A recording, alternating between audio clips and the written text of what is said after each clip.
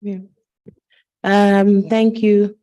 I think in terms of what we did yesterday, we went through, I think the main thing was to review the report prepared by Dr. Zirikure, but also share some updates and on the progress in the last year, as well as trying to see how we can be aligned to the current theme. And also then we heard a very good session on the balanced scorecard, and how the different ways NSAs or how information is being generated and stored, especially reporting information and monitoring information, and the fact that that information actually has particular audiences.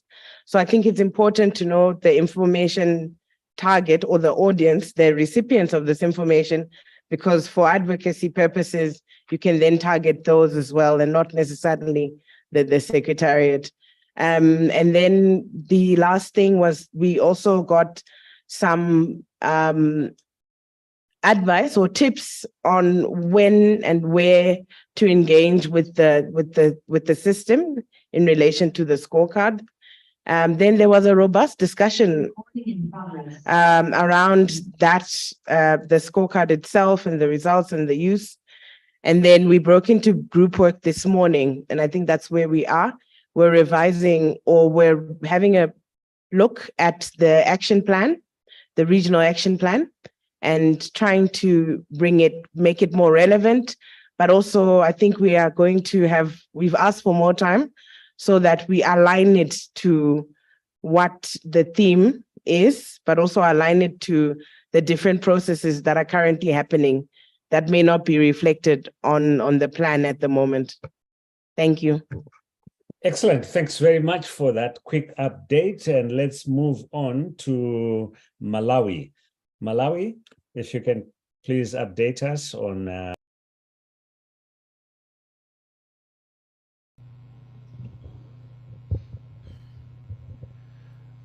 Good morning, colleagues and everyone. Indeed, from Malawi, we give you a warm welcome and good morning.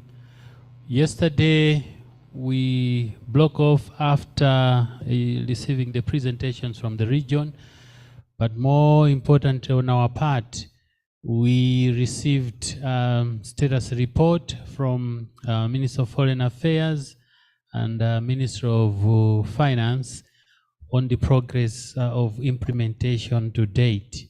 So this morning when we resumed, we gave some feedback to the two reports and then reviewed the commitments that we made 2022. And as we are joining the regional forum, we had simply looked at the short-term goals and realized that some of the interventions that we had committed to undertake could not materialize due to lack of funding or resources. And we have recommitted them. We are consolidating our action. So there are a number of interventions that will be repeated in this period. We have also added a few other developments or areas of focus. As we were joining, we are right at the middle of getting some additional feedback from the various players, but also trying to conclude our long-term goals to beyond 2024 and until 2030. So that has been our reflection, getting feedback from the coordinating structures, but also participating non-state actors on the work that we committed last year and those that we feel can be included in the current interventions. Thank you very much. Thank you very much, Malawi. Let's move on to Tanzania.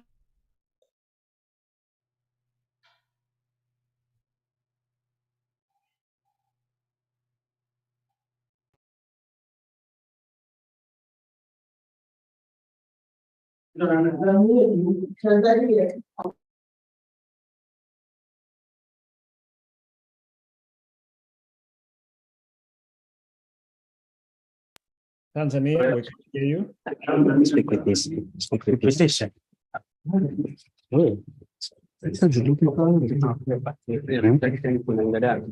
Hello.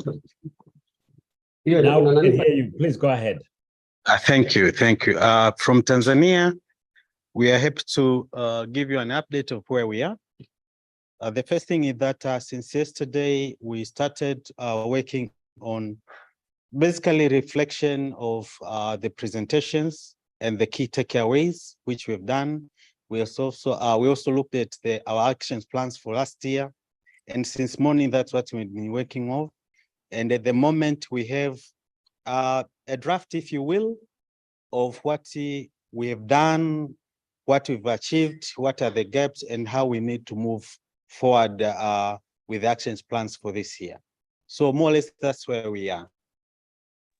Excellent. Thank you so much for the feedback. Let's move on to Zambia.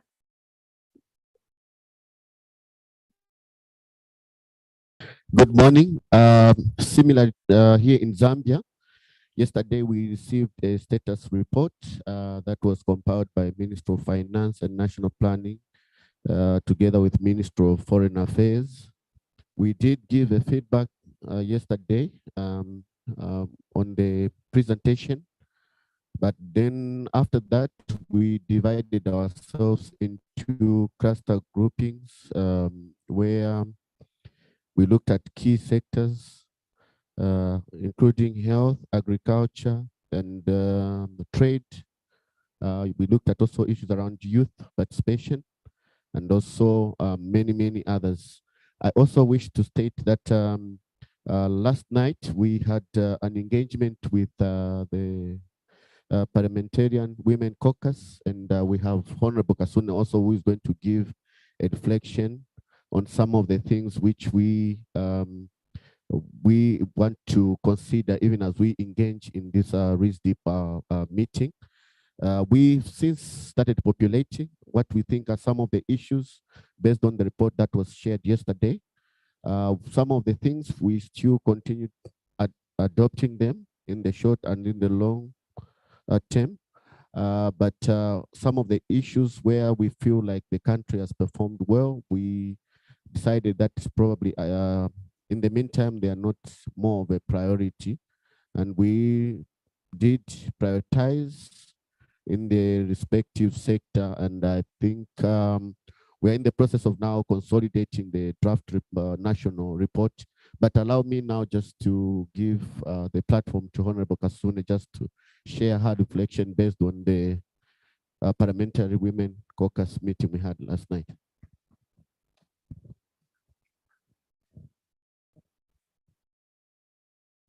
Thank you very much. Very quickly, just an update on what we did last night. Actually, it was very impressive. We met around 7:30 p.m. or 19:30 in Zambia about, and we were only departing almost to 10 p.m., which is about to 22 hours for members of parliament. That tells you that our conversation were very fruitful. I was coming in not only from the SADC point of view, but also as the chairperson for the Zambia Women Parliamentarian Caucus chairperson. And we were able to meet with some of the partners such as, is it WELMO, as well as Action Aid. And really the conversations were around sanitary pads in particular.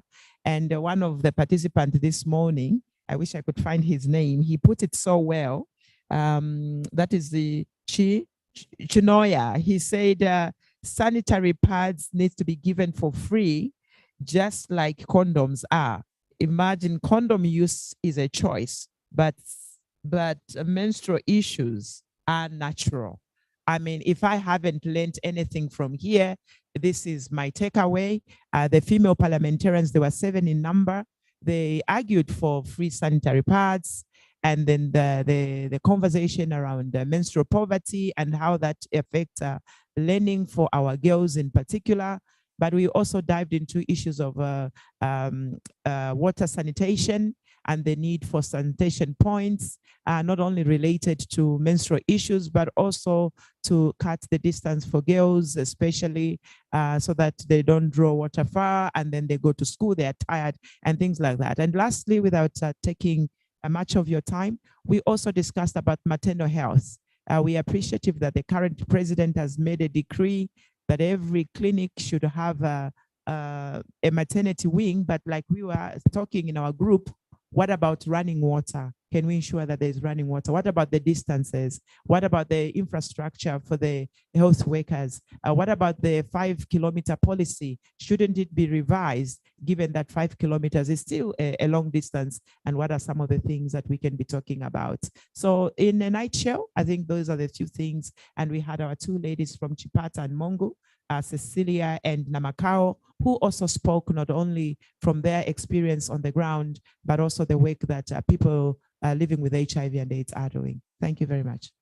Excellent. Thank you very much, Honorable Kasune. It's interesting to hear that dialogue that you had. And thank you, Zambia, for the update. Let's move on to Zimbabwe.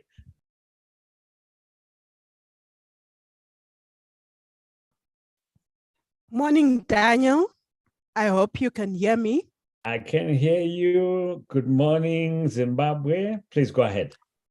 Okay, thank you. So yesterday, at the end of the day, we decided to adjourn.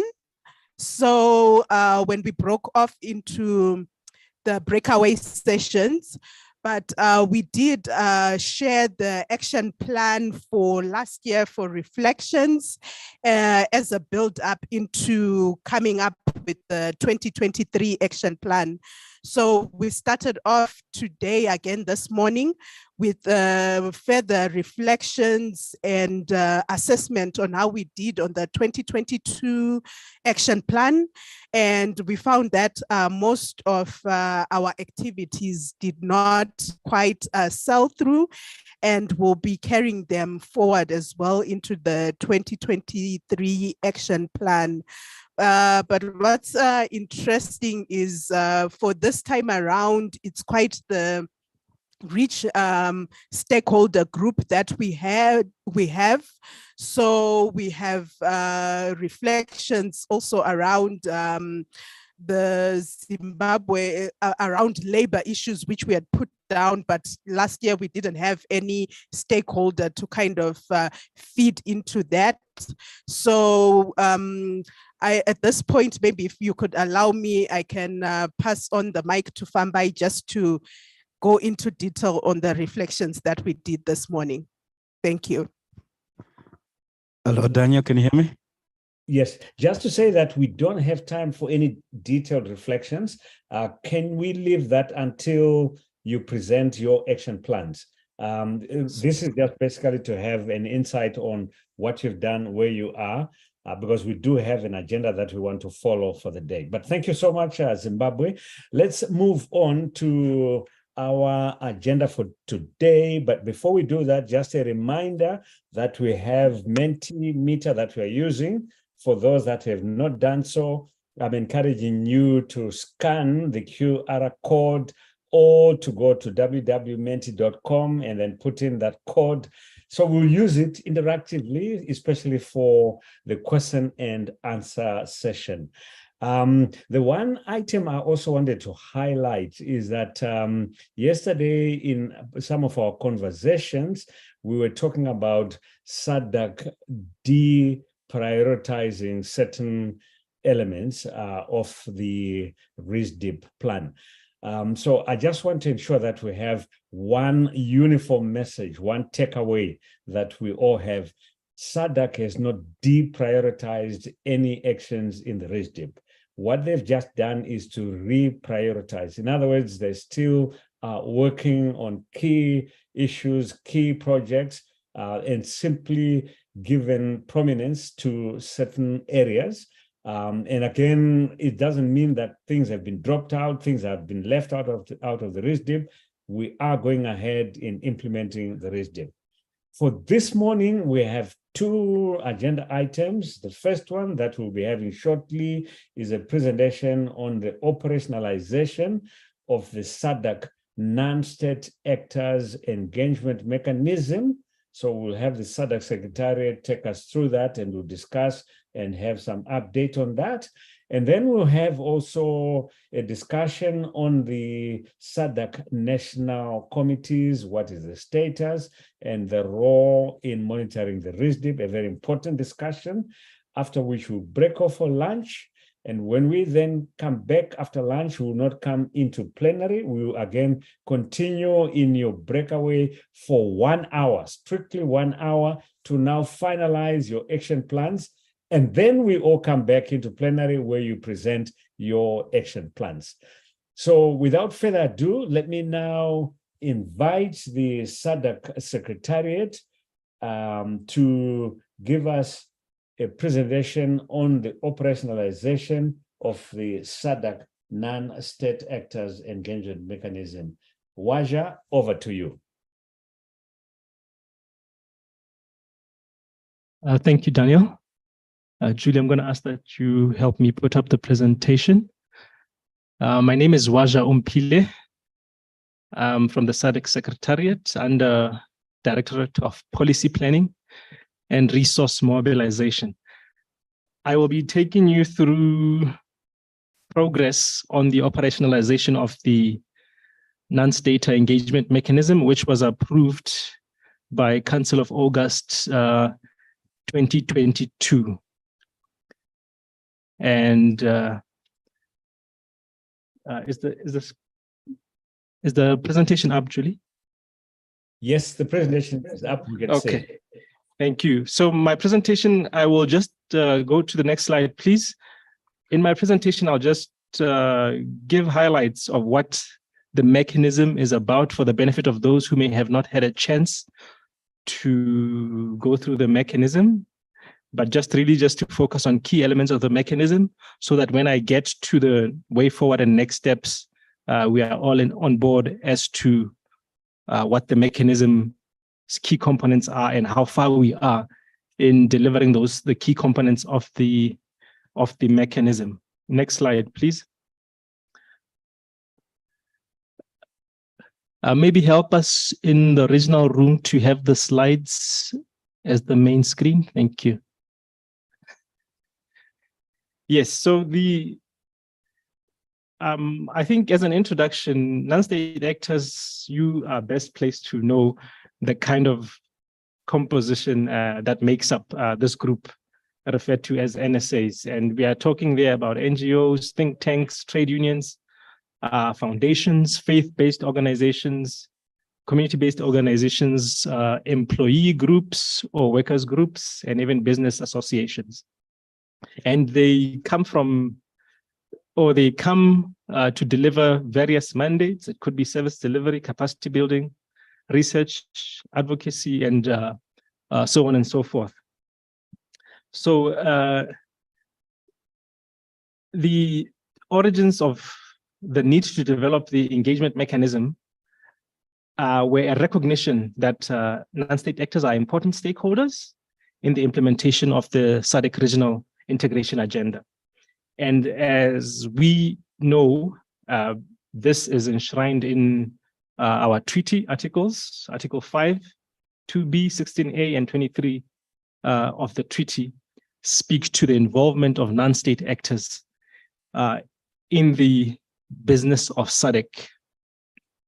Next slide, please.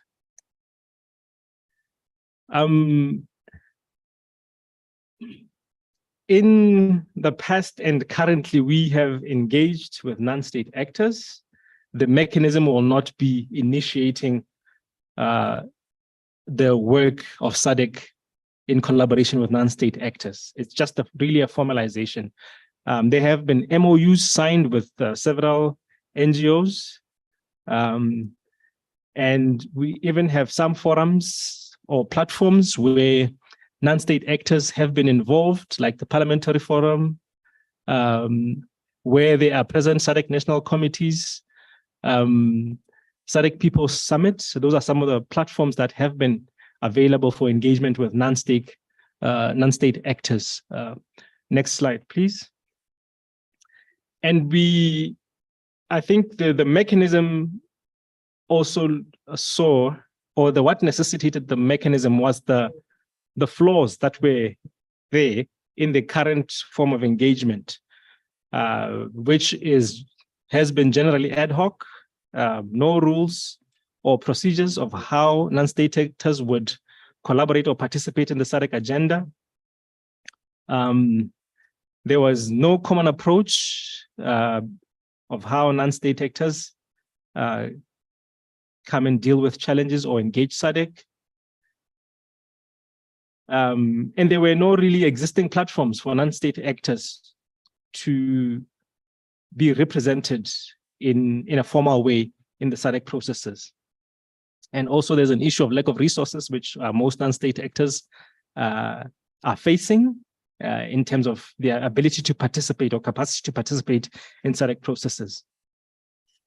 And I think another big one is that there is no focal point at the SADC Secretariat who coordinates non-state actor engagement. So the mechanism really seeks to solve those challenges. So I would not want to dwell on the objectives of the mechanism, so we can move to the next slide.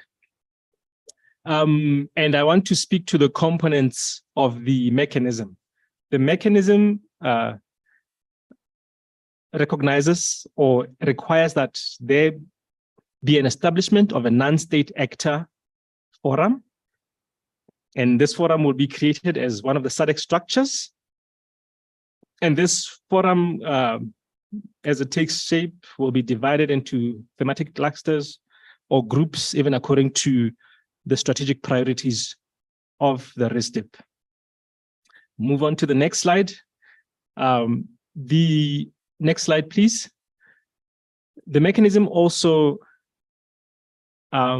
requires that a non-state liaison office be created at the Secretariat. So we will have a dedicated liaison officer or office who will be the avenue for consultation, management, and feedback between NSAs and the Secretariat. The liaison officer will also work closely with a broad range of non-state actors to ensure consultation inputs and outcomes are shared with relevant directorates, units within the Secretariat to inform and improve future consultations. The liaison office would also provide a link between SADC national committees or focal points and non-state actors working at national level. The other component of the, please go to the previous slide. We are still on the previous slide, my apologies. The one that speaks to, yes, thank you. And then the other component of the mechanism is the accreditation of non-state actors. The mechanism necessitates accreditation of non-stakeholders, non-state actors. And a simple accreditation process will enable non-state actors to have a space at formal processes and have a role in decision-making. It will also guide and provide non-state actor accreditation criteria and the application process. And it will also state the obligations of the accredited SADC non-state actors. So those are the three main components of the mechanism. Now, where we are or how we look to operationalize the mechanism. I think we all know the mechanism was approved. Now, the next key milestone is really finalization of the guidelines. I think we have spoken a little bit about that in yesterday and even today, that the guidelines were taken to council last month in August 2023, but only for them to be returned, because when council considered, they found out that only 2 member states had provided input, which are South Africa and Mauritius. And the feeling was that we need to get as much input as we can from the member states. So the decision that came from council, which is decision 6, as stated on the slide there, on the development of the SADC mechanism for engagement with non-state actors. It says that Council urged member states which have not yet submitted comments on the accreditation guidelines for non-state actors engagement with SADC to do so by 31st October 2023. So they have up until end of next month to provide input, and also directed the Secretariat to incorporate comments from member states and present the revised accreditation guidelines to Council in March 2024 for approval. So I think that is the next most critical step, the approval of the accreditation guidelines, which we expect to take place in March 2024. But this lack of or approval of the accreditation guidelines is not a stumbling block to us doing other activities that are part of operationalizing the mechanism. I think what the Secretariat is doing currently on the ground is really mobilizing resources. We are in discussion with one of our cooperating partners to actually fund two initiatives, one under peace and security, and one as part of capacity building for the SADC Secretariat, which have components of operationalization of the engagement mechanism. And some of the activities that we look to start doing immediately as soon as the agreements are in place with the cooperating partners is the establishment of the non-state actor liaison office at the Secretariat. We also will work towards mapping, a comprehensive mapping of non-state actors. An initial mapping has been done, but it was limited to a few member states who were participants of the closed institutional capacity building program. But we want to expand this mapping to incorporate all non-state actors across the region. And once, obviously on number 3, once we have the accreditation guidelines approved, we will kickstart the process of accreditation. There's also the need to develop the non-state actor database and information sharing platform. Those are some of the activities that are proposed in the programs to be that are under negotiation currently. And then the resources to convene the non-state actor forum are also part of these programs, which we hope will kickstart early 2024. So this is really where we are in terms of operationalization of this mechanism. Thank you very much. Thank you very much to Waja for that presentation. So I'll now invite Monametsi just to give us some initial reflections of what has been presented. Monametsi, please, if you can come on board. Yes, briefly, thank you very much, Waja, for that. It's been a long road. We have to agree, and I want to also thank our colleagues from ActionAid and SAT for the sterling work. Like I said, this is one of those things that when we talk about the Secretariat sometimes doing its work and sometimes trying to go around the technicalities, I do believe that as NSAs ourselves, we also need to take initiative to facilitate them.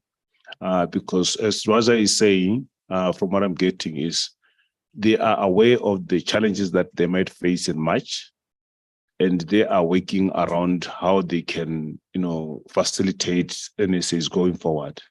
So the onus is on us to ensure that the mechanism or the guidelines are approved in March. So that to me was a call to action to say, while we are optimistic, there is need for us to do some work. The other thing that I picked is when the council request members to go and consult further. Those are those opportunities that as NSAs we should be able to say, how are we going to facilitate that further consultation? Because the fear is, in some instances, it becomes state parties themselves facilitating their own inputs. not necessarily inclusion of non-state actors in country, because it differs from country to country how consultation is done with non-state actors.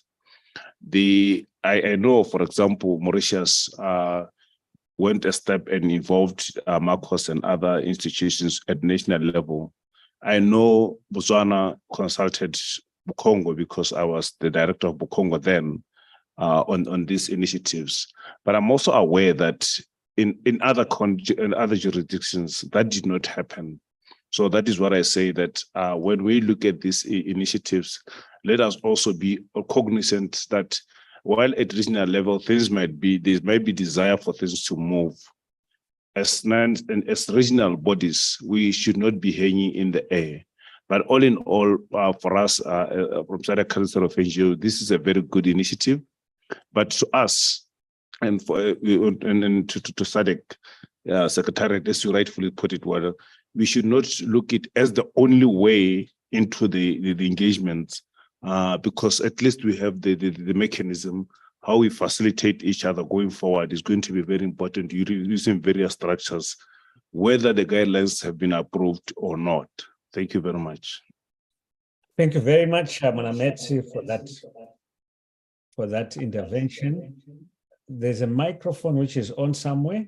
If you can please switch it off. Thank you. There's feedback.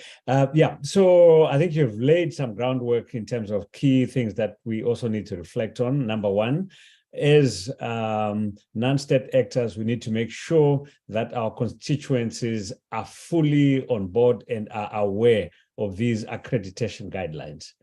And also, I hear you, Waja, you're developing that database. I think that's a call for action as well, a call to action for the non-state actors to start populating that database as well, and ensure that that database, as it is being developed, we have a comprehensive list of who are these non-state actors that are currently engaged in SADC processes. So I think these are key issues that we need to take note of.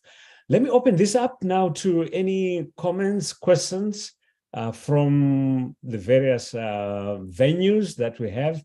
Anyone that has a question or a comment as far as the non-state actors engagement mechanism is concerned.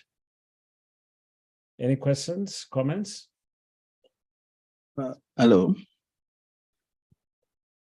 Can I go ahead? Please go ahead. Right. Firstly, I want to thank the organizers of this conference. I think it's very important. Introduce yourself, if you may, for the sake of those. My name is Justice Waiter. I'm with the Southern Africa Climate Change Coalition. I think this discussion is very important in the sense that as we engage with the SADC Secretariat or even SADC parliamentary portfolio or forum, I think it is actually done good or justice to us as non-state actors who were not on the loop, because this is something that we have been actually asking ourselves to say, when are we going to have such platforms? So as it is right now, we now know we have leaders who are going to speak on our behalf. What we then do is, as national or other relevant stakeholders or non-state actors within the region, we know where to channel or to send our information or our concerns. Because what used to happen is we were just working in isolation without knowing what is actually obtaining or happening in the region. But this has actually opened our eyes.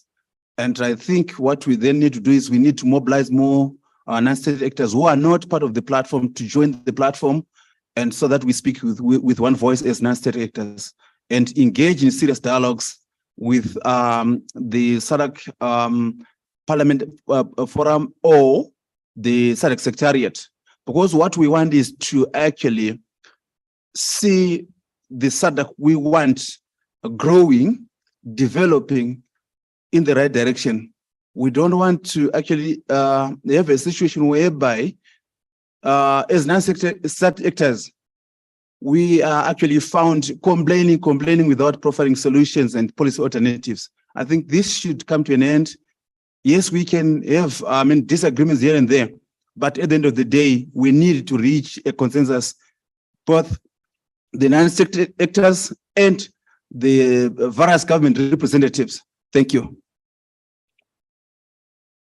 Thank you very much. I recognize Action, sorry, I'm saying Action Aid. I should say Tanzania. Tanzania and then Zambia.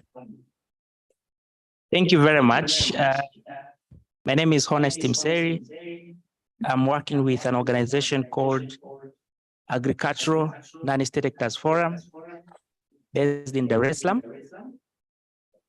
It's important that we're discussing about how we can enhance engagement of NSAs in the SADC agenda. But I believe that as a coalition, you are as strong as your members.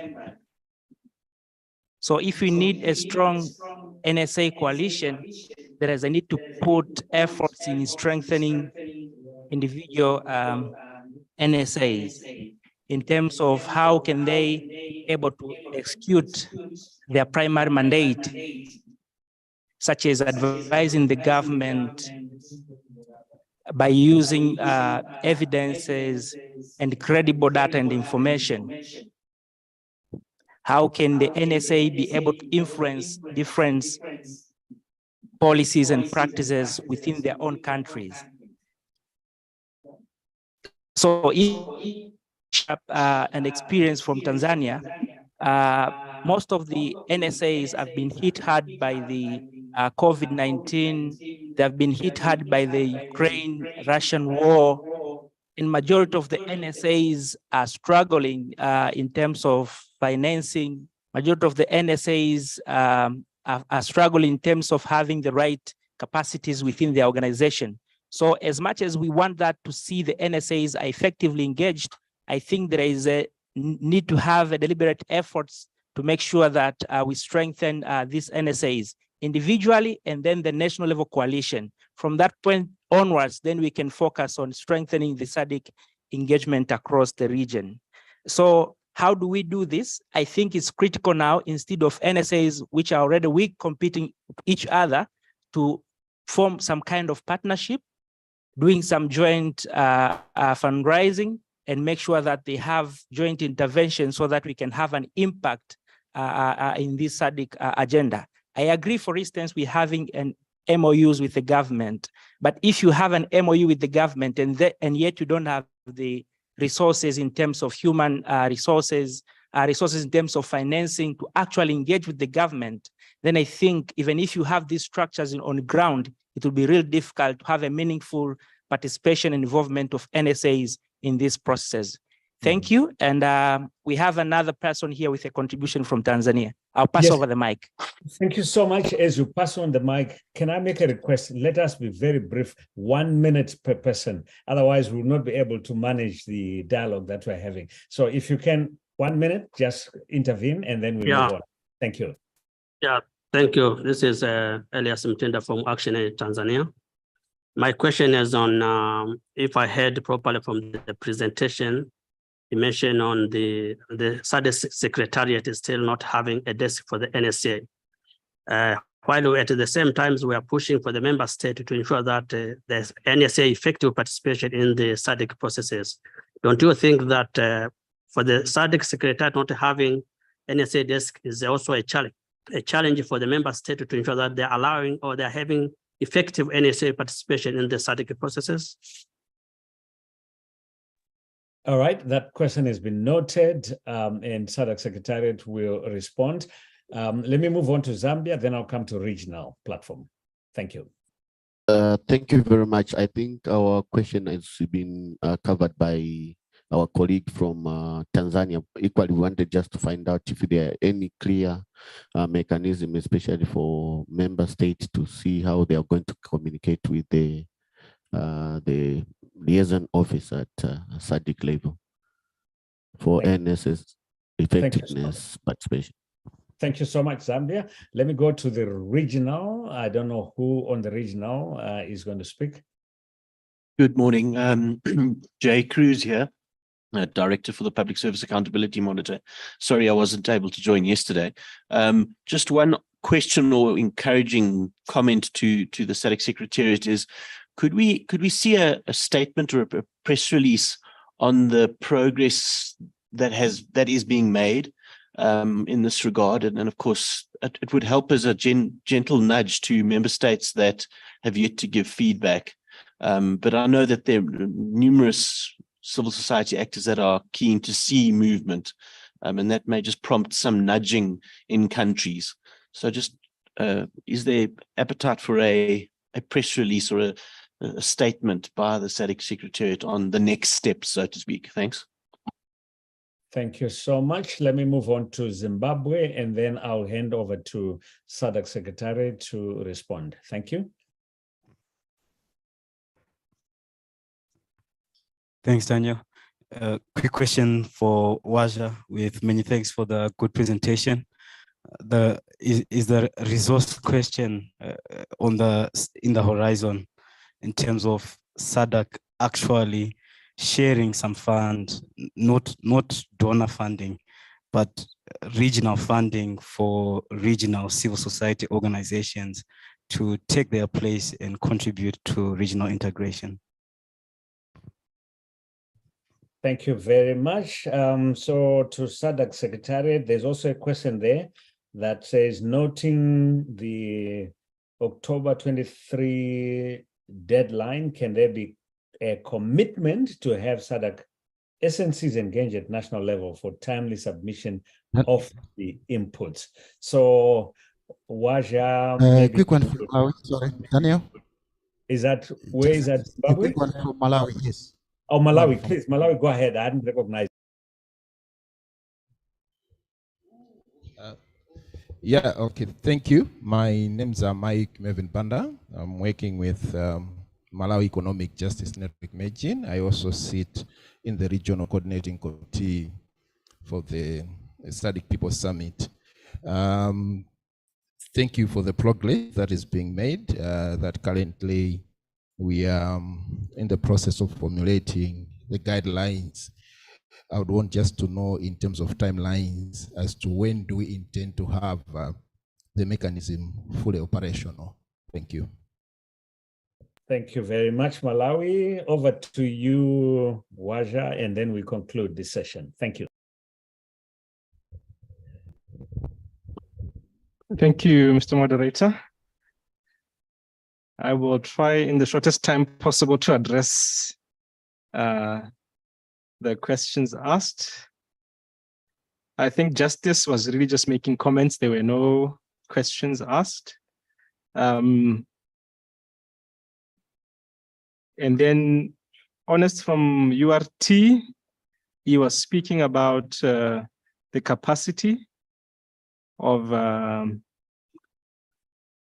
non-state actors in terms of human resources or even financial resources. Is there anything in place to support the financing of the struggling non-state actors? Currently, from the mechanism or even at secretariat level, there is no plan in place or any stated intent to finance non-state actors. At national level, I know the treaty requires that member states fund the operations of the SNCs, the SADC national committees. Member states are required to finance or mobilize resources to make sure that those structures are operational. So as far as funding is concerned, that is what it is. But in terms of accessing funding from Secretariat, there are many avenues. Secretariat is always publicizing opportunities for financing for players in the different sectors. It could be climate change, it could be HIV/AIDS, whatever sector, there's always some funding provided to further the regional integration agenda to non-state actors or any other organization that meets the criteria to apply and qualify for the funding. So I think NSAs are free to put their proposals through. As we saw in the last institutional capacity building project, we financed 2 organizations, which are non-state actors or civil society organizations, to participate in capacitating other CSOs on what the SADC regional integration is about. So I think if members of this meeting and other non-state actors look onto the SADC website for such opportunities as they come up in the various sectors of interest, they stand a chance to benefit from this arrangement. Then Elias mentioned, he asked about if there's no desk at the Secretariat, how then are we able to coordinate the work, looking at the fact that the national committees are meant to be set up and involve the non-state actors.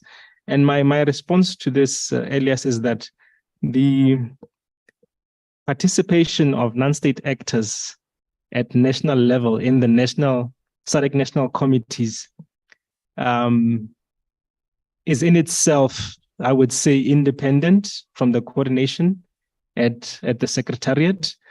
The mechanism requires then that it has seen the need to have that coordination office at the Secretariat. And that is why now the office is being introduced as we operationalize the mechanism. But yeah, I don't think it takes away from the first initial step that requires non-state actors to be involved in the SADC national committees at national level. And I think the value of that is greater than the coordination that the office will bring at a regional level. But I think this is a process, and there are certain levels as we go. There were the national SADC committees, and then now we're moving into introducing a coordinating office at the Secretariat. We're moving into introducing the non-state actor forum. So it's a progressive process, if I could say. We could not have it all at once. And then Jay spoke about a press release. I'm not a media expert, Jay, but I think it's something that we can ask our media people at the Secretariat. What requirements are there for us to be able to put out some communication regarding progress on this? And then Zimbabwe, I think Zimbabwe's question I answered when I was speaking to Honest's question on resources or funding the non-state actors. Okay, he's asking about resources not coming from ICPs, but from member states. I think I also touched a bit on this, that member states are required to fund the operations of the SADC national committees. And I think the same answer also holds of the programs that SADC funds. Some of the SADC programs are funded by member states. Yesterday, I made reference to the HIV/AIDS program. The HIV/AIDS program, I think in the last round, funded 13 projects and these were organizations from different, what should I call it? Yeah, from different spectrums. Some of them were non-state actors.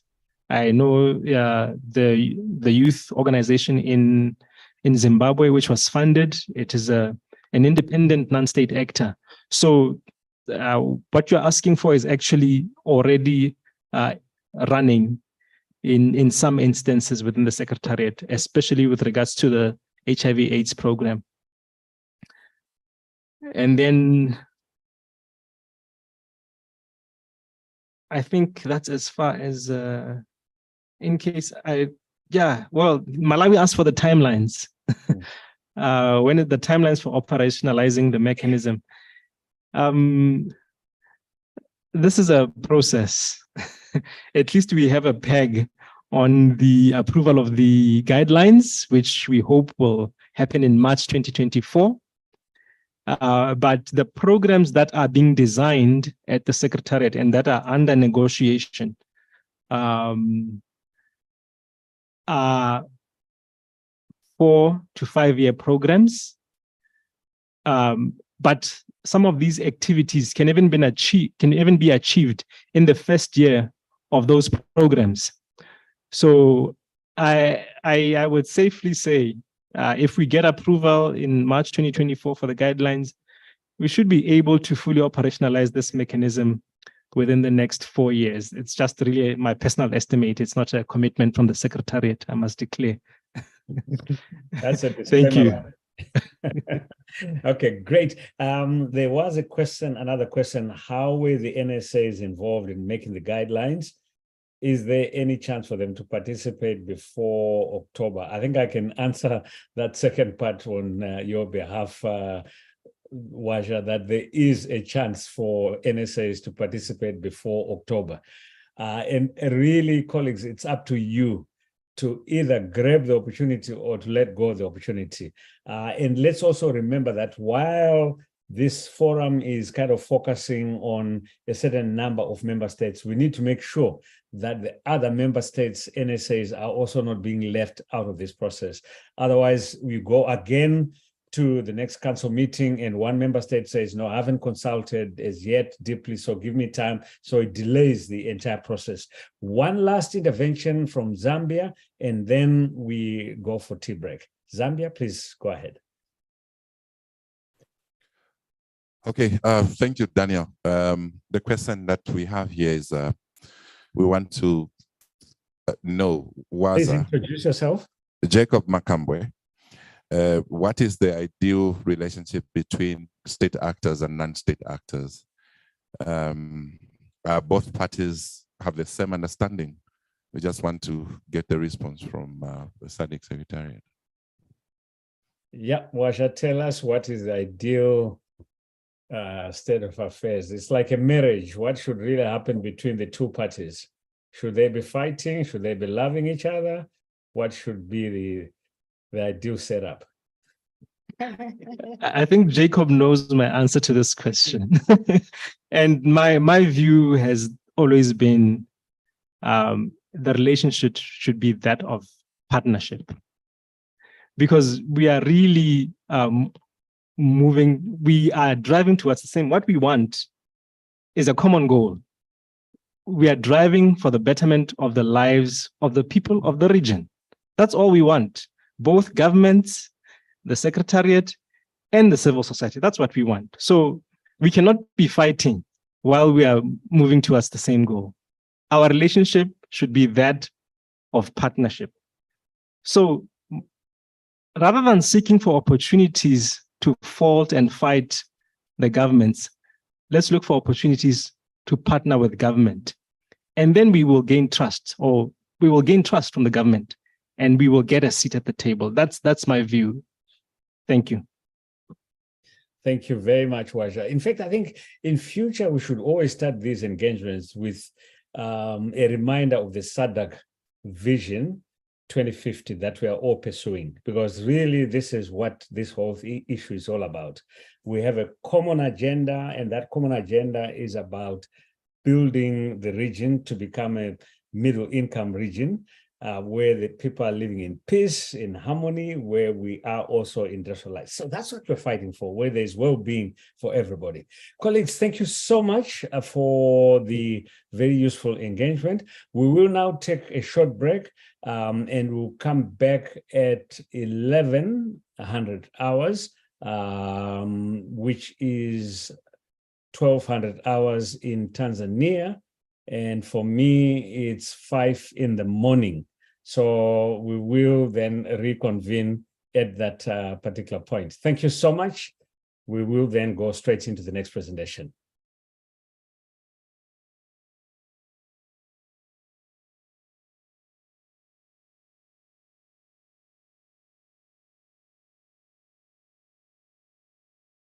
Can we have the counter, just so that we know how we are managing time? Can we have the counter on?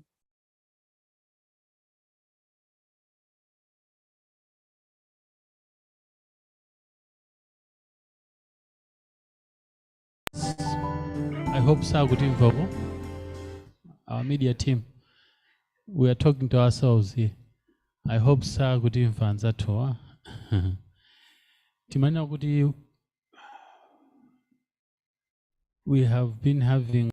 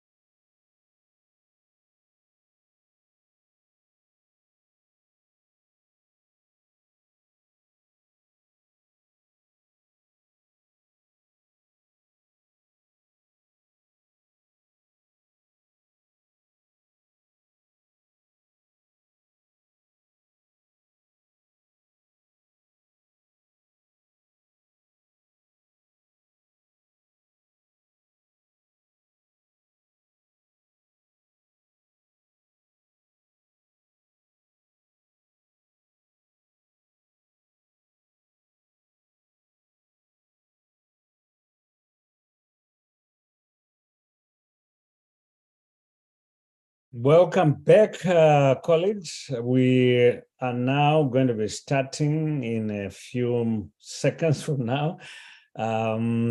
So for this session, I would like to welcome on board Marlon Zakeo from the GIZ SNRL program, who is going to take us through a presentation on the SADC national committees, their status and their role in monitoring the RISDP. Over to you, Marlon, and welcome. Thank you so much, Daniel, and good day to everyone. I hope you can hear me clearly. We can hear you loud and clearly, Marlon. Thank you so much. Okay. So greetings to everyone that's joined in, as introduced. My name is Marlon Zakeo, and I am here today representing the GIZ Strengthening National Regional Linkages Program, based here in Gaborone, Botswana. And I make this presentation on behalf of our program manager, Mr. Robson Chapana. We are all here coincidentally attending an induction or a refresher course on engagement with SADC. And so that's why I was also not able to join you in person and also to join all the sessions because we've been in this training course. So, but I'm grateful for the opportunity to join in and be with you for this particular session. So the topic that we've been asked to share on is on the status and role of SADC national committees in monitoring the RISDP. But I hope that I could also be given the free license as well to go beyond the RISDP and speak broadly to the role of the SNCs in the coordination and implementation of the broader SADC regional integration agenda. To start with, perhaps for the benefit of those that have not heard about the SNRL program that we represent, myself and my colleague Ishmael, who's joined the dialogue from the beginning, is that the Strengthening National Regional Linkages program is a SADC program, which is commissioned or funded by the German Federal Ministry for Economic Cooperation and Development and implemented by GIZ. So this is a SADC program that's essentially established to support member states towards enhancing their capacity to coordinate and facilitate implementation of commitments in the SADC regional integration agenda. And primarily, we are established to support the acceleration of progress towards attaining the targets that are set up by SADC, by the SADC community, including member states and other stakeholders. The main objective of the SNRL program is to support the implementation of the legal and strategic framework for SADC in the member states, and to ensure that the regional integration agenda of SADC is strengthened. So you will find that we place a lot of focus on the legal, strategic, and policy frameworks of SADC, and then to support the development and operationalization of these. In this current phase, which we are implementing from August 2022 to July 2025, we are working primarily around three main output areas. The first one is all to do with strengthening the institutional framework of SADC. And this is essentially supporting the establishment and operationalization of SADC regional integration institutions, of which the SADC national committees are an essential part. And then secondly, the SNRL program is also working to support the setting up and implementation of monitoring and evaluation systems for regional integration in the member states and at regional level, so that we are better able to evaluate and monitor what kind of progress is being made by member states in terms of implementing and carrying out the commitments that they have made through the various protocols and strategic frameworks, including the RISDP. Thirdly, the SNRO program also is focused on strengthening strategic communication capacities of SADC at secretariat level and also within the member states, so that citizens become better aware of the impact and the benefits of participating in the SADC regional integration agenda. So in a nutshell, these are the three key areas in which the program SNRO works. And how do we work? As I mentioned earlier, we are a SADC program, so implementation is SADC-led, and we are guided by SADC Secretariat in the planning that we do, in the prioritization that we do, and in the work that we do, and primarily through the Directorate of Policy Planning and Resource Mobilization.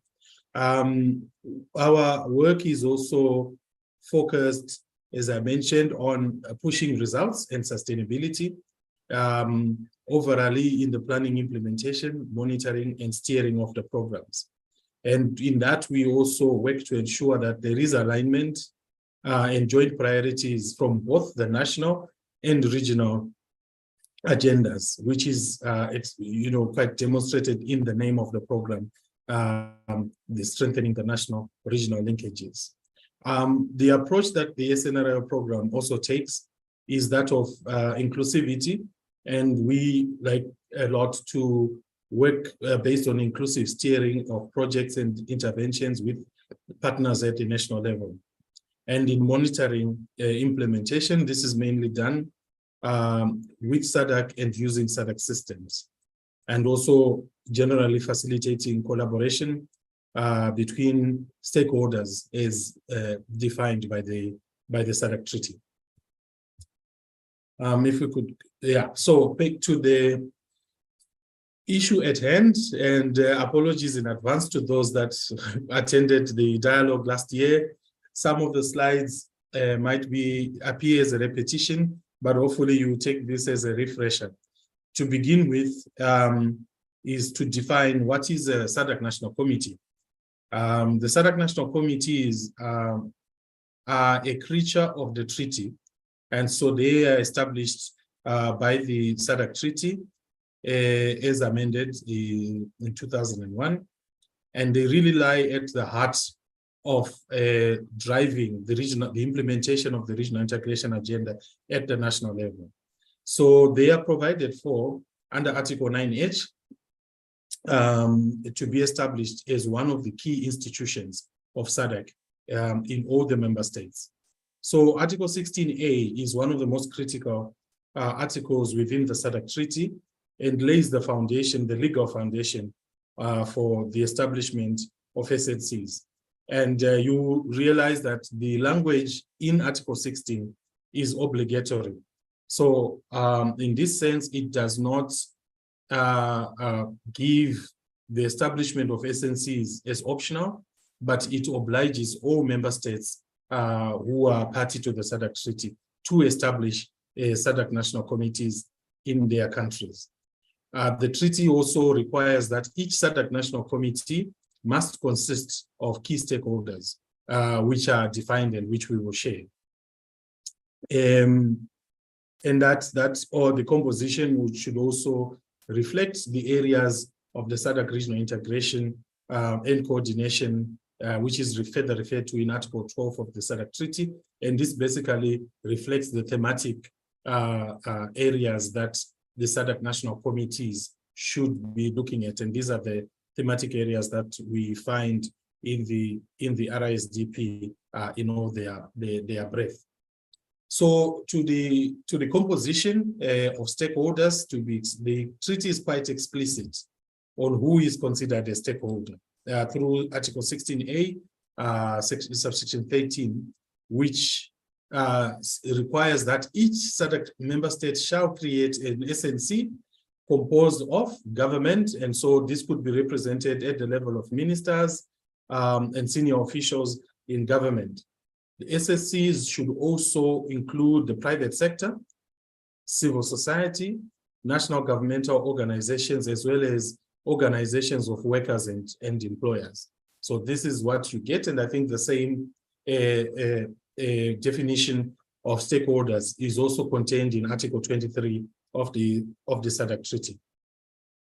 Now, on the question of then, what then is the role of the SADC National Committee?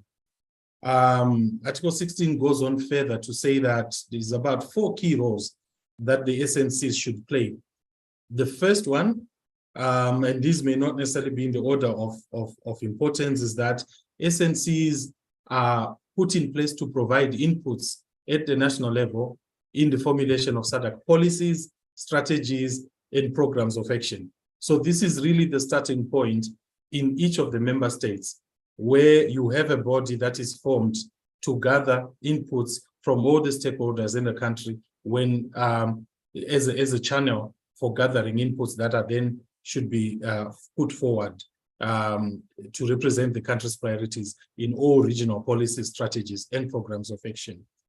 The SNCs are also expected to coordinate and oversee the national level implementation of SADC programs of action. So from making inputs and facilitating the making of inputs by the stakeholders at national level, the SNC is then called upon to coordinate and also oversee implementation at in each of our member states of the SADC programs of action. The SNCs are also mandated with initiating projects, issue papers, and this especially at the point of the preparation of the first version of the Regional Indicative Strategic Development Plan, which is the strategic blueprint of SADC. And this role continues for each reiteration of the revision of the SADC RISDP. SNCs play a particular role in drawing inputs that would be made into this strategic blueprint for the region. Finally, at least on this slide, each SNC is also expected to establish a national steering committee and other subcommittees and bodies that should help in the full operationalization of their functions and to ensure that there is areas that are under the SADC regional integration agenda, both from including social human development, industrialization and trade, peace, security, and all other functions that are in the SADC RISDP. So now there is a lot of hope and focus that's put on the SNC, and a lot of debate has happened, and I'm sure also in the previous editions of the NSA Regional Dialogue on what is the level of functionality of an SNC and how are we able to determine an SNC that is functional and an SNC that has not yet reached the levels of functionality according to the spirit of the treaty as done by our member states. So we highlight 4 key areas, again, according to the SADC treaty, that number 1, each SNC is expected to establish a national secretariat that is in place and enabled and capacitated to facilitate the operations of the SADC National Committee itself. So this is one key element of it, because without a secretariat or without people to really move the operations of the SNC, an SNC cannot be called to be functional. It can only be a body that appears on paper. Secondly, as well, each SNC to be able to be deemed as functional according to the treaty as well requires funds or funding resources to lubricate its operations or the operations of the secretariat.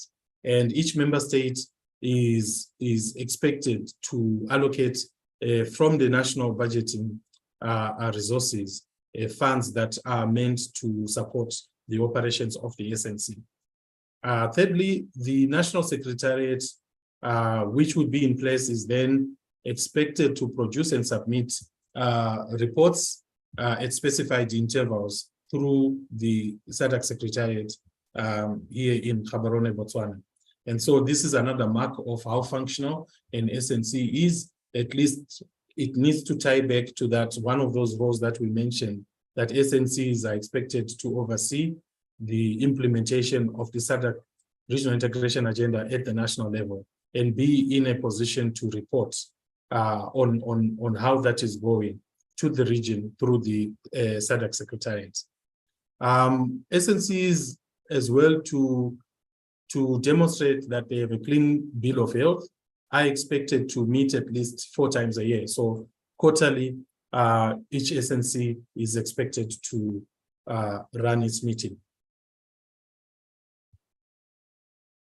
So with this background and understanding, the SNRIL program at the end of 2022 sought to establish or to refresh our own understanding on the status of SADC national committees based on the treaty, but also based on the expectations that we had become aware in our own implementation of the work that we do.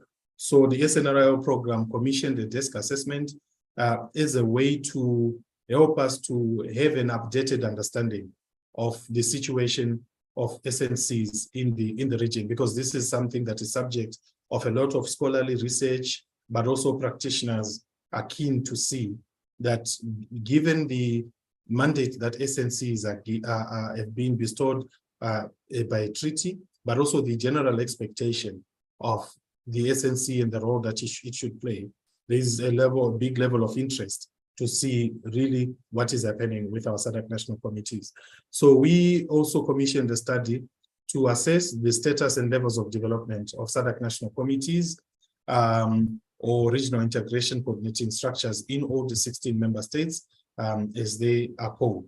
We also sought to check or determine the existence of sectoral committees that support the work of the broader SNCs, since they play also an integral role according to the treaty. Thirdly, we set out to do this desk assessment as a way of establishing a second baseline to help us to design the follow-on phase that I mentioned of the SNRIL program, which started in August of 2022. So we needed to refresh the data that we had so we can really see in which member states do SNCs exist and where are they fully functional and where are they perhaps facing challenges that in which areas could they receive support so they are better able to fully discharge their functions and mandates. And lastly, the desk research was also carried out to look at recommendations that can be forwarded to member states to explore as ways of either helping them to re-establish SNCs where they used to exist, or to strengthen SNCs where they are currently existing, or even for those that do not have, what are the best ways in which they could also go about setting up SADC national committees or related structures for regional integration in their countries. To begin with, we did a scan, an overall scan of where are SADC national committees or related structures normally sitting in the member states. And of course, because of the 16 member states of SADC, SADC is one of the most diverse regional economic communities, as I'm sure delegates would appreciate, with 16 member states from many different language groups, geographic groups. We've got member states that are on the mainland continent, member states that are from the island countries of our region, and also the different systems of government. So we find that in our desk assessment, virtually all of the member states have established some level of structures for coordinating implementation of regional integration, SADC regional integration, and exchange of information. The majority of member states have established SADC national contact points and situated them in ministries of foreign affairs or international affairs or international relations. However, you also have some member states that have national contact points and SADC national committees that are primarily driven from ministries of economic planning and development. And that is certainly the case in the context of Eswatini. And then in some countries, the SADC national contact points are also situated in the ministries of finance, and some combine finance and economic planning or economic development. And that case could be the case of the Kingdom of Lesotho. So you have that mixture, but definitely the main location of most SADC national committees is within the ministries of foreign affairs. Of course, there can be debates which is open about where in particular is it more advantageous to locate SADC national contact points and SADC, basically the coordination of the SADC agenda. I think this could be a point of interest and discussion for delegates. I think moving on, the desk assessment also tried to look at enabling factors, or at least the situation on the ground regarding the availability or not of legal mandates for the operations of SNCs. Is again what we've discussed is that because of the diversity of our member states in SADC member states also come from different legal backgrounds.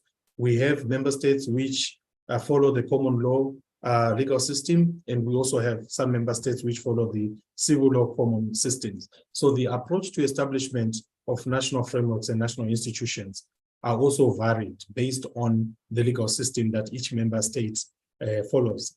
You have mostly in countries that follow the civil law system, such as Angola, the DRC, Mozambique, and also coincidentally, these are mostly the Portuguese-speaking or French-speaking countries that have made deliberate efforts to ensure that there is a law established in the country to anchor or to provide for the mandate of the SNC. So when an SNC is established, a law is then put in place to support its operations and to give legal effect to its work.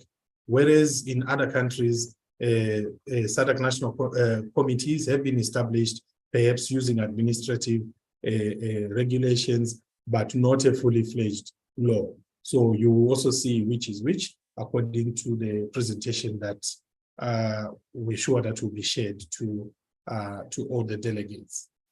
Perhaps one issue as well to share in terms of the importance of the legal mandate is that in many of the countries as well, the existence of a legal mandate to support the SNC is also tied with the access to resources from central budgeting authorities. So in countries like Angola and Mozambique, it has been shown that the law that is passed in the country or the decree, as well as the DRC, also then provides for the central budgeting authorities or requires central budgeting authorities to allocate specific amounts of resources for the operations of the SADC National Committee, its secretariat, and its programs and activities. So again, this is a point of interest to really look at and say, what is the role of law at national level in terms of strengthening the mandate, the resourcing, and the sustainability of SADC national committees? Do we find that in countries that have not passed a law to anchor SNCs, do those structures then receive budget allocations that allow them to operate at an optimum level? But also it's a subject of interest for us to also hear from secretariats for SADC national committees themselves and from our member states that are participating in the dialogue. If we can then move to the next point in relation to key observations, and these are primarily key observations that the SNRIL program from its previous phase of implementation, which started in 2016 to 2022, trying to work with member states, secretariats, SADC national committees, and other stakeholders, observed some key points about the role that SNCs have played. I think we can point at a lot of the challenges and shortcomings, but in terms of positive contributions, the program has noted that SNCs, where they've been established and working optimally, have played a key role in coordinating the development and costing of national implementation plans for the RISDP.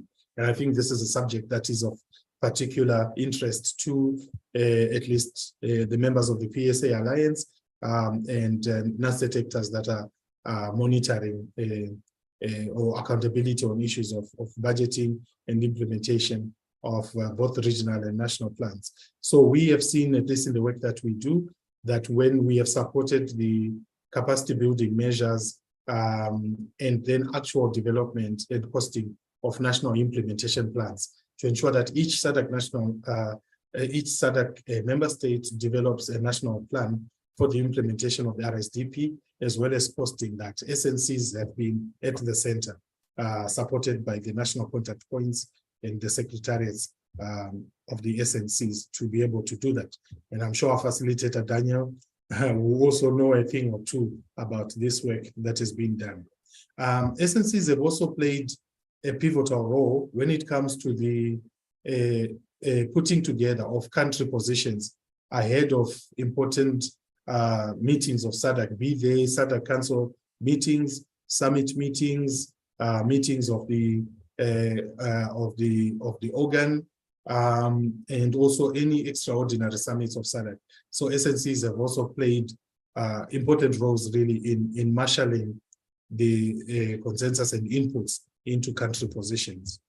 Thirdly, we have seen SNCs playing key roles, but of course this remains work that is in progress, a lot of work that needs to be done in relation to promoting ratification and domestication of regional policies.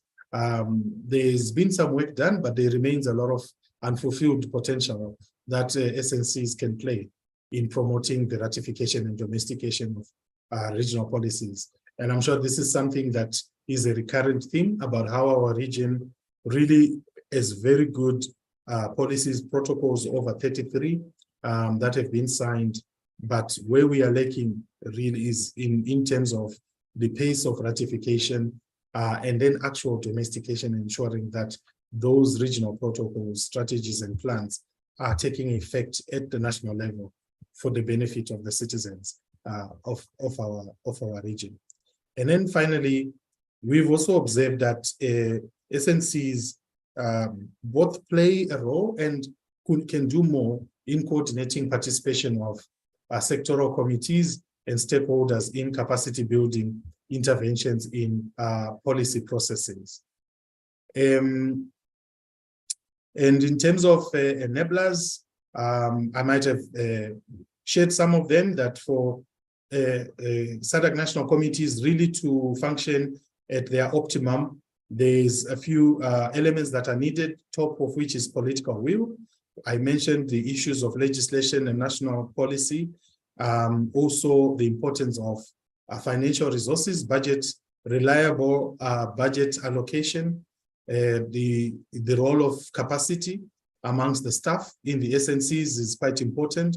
The inclusion of non-state actors so that there is an ownership of the SADC agenda beyond the executive or the government arm, as demanded by the treaty, that there needs to be the inclusion of stakeholders, knowledge, because the SADC national committees deal with policy and monitoring and evidence. So the role of research and knowledge is quite important, and as well as ensuring visibility and public awareness, so that you retain the support of the generality of citizens in the work of SNCs. Perhaps to drive towards the conclusion, maybe wrap up, because I've also been asked to share about some of the key recommendations that came from the SADC regional symposium, the integration symposium that happened in Lesotho, Maseru. We can go to the next slide. This one just shares what are the expected outcomes that we set out to do. But I really want just to dwell on the recommendations that came out and the key discussions in Maseru. And those can be provided as well by some of the PSA Alliance members that were participating in that symposium. I think number one was the issue of the agency of operationalizing SNCs in the member states. The general view from member states themselves, or gathered from member states, the deduction was we have about 50% of member states in SADC who have established SNCs which are functional to a certain level, which means we've got the remaining 50% which either don't have SNCs established or where SNCs are not really functional.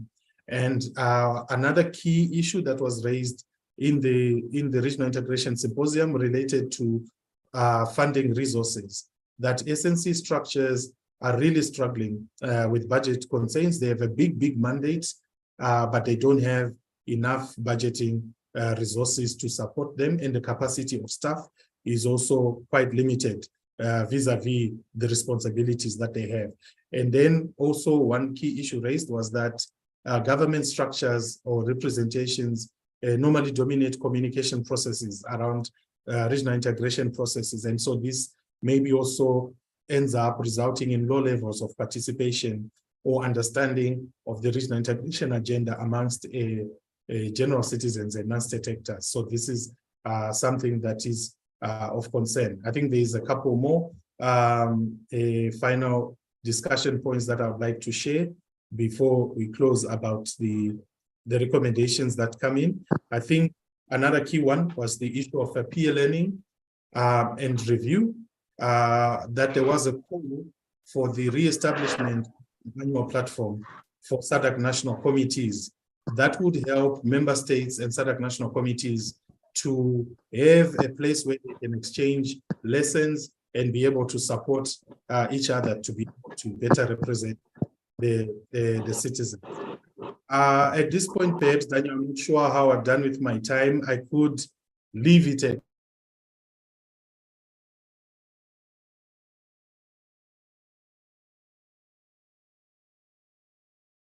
You're muted, Marlon. Oh, the host had muted me. Okay. Yeah, no, I was just saying that at this stage, maybe I'd leave these last few recommendations regarding the importance of supporting the re-establishment of a peer learning platform for SNCs as a body for facilitating exchange of knowledge and experience, capacity building and support for member states and stakeholders on regional integration, but also supporting strengthening of capacities in monitoring, evaluation, and reporting, and then also the important area of communications and enhancing awareness and visibility of the impact of the work of in SADC regional integration as a way of taking citizens along and ensuring that the SADC agenda is owned not only by our member states, but by the generality of our citizens. And the SNC plays a very important role in all of this. So perhaps I would leave it at this point, Daniel, and be available for interaction, comments and questions as may be needed. Thank you so much for affording us the time. Excellent. Thank you so much, Marlon, for that very concise and insightful presentation that you've just given us. Let me move on. I want to also give an opportunity to hear from the SNC representatives that we have here with us, also to reflect on where they are, the status in terms of what they're doing, and also their plans. And to that extent, I'll start with Malawi. If we can confirm that we do have Adwell Zimbele from the Department of Economic Planning and Development, also to reflect on what is the situation like in Malawi as far as the establishment and operationalization of the SNC. Adwell, if you're with us, please, if you can come on board. Adwell?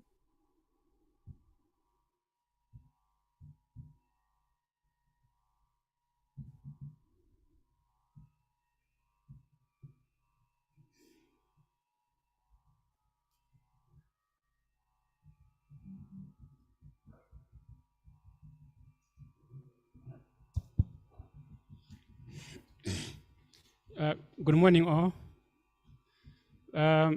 This is Foreign Affairs. In fact, we've been honored to take the floor to try to attempt to answer this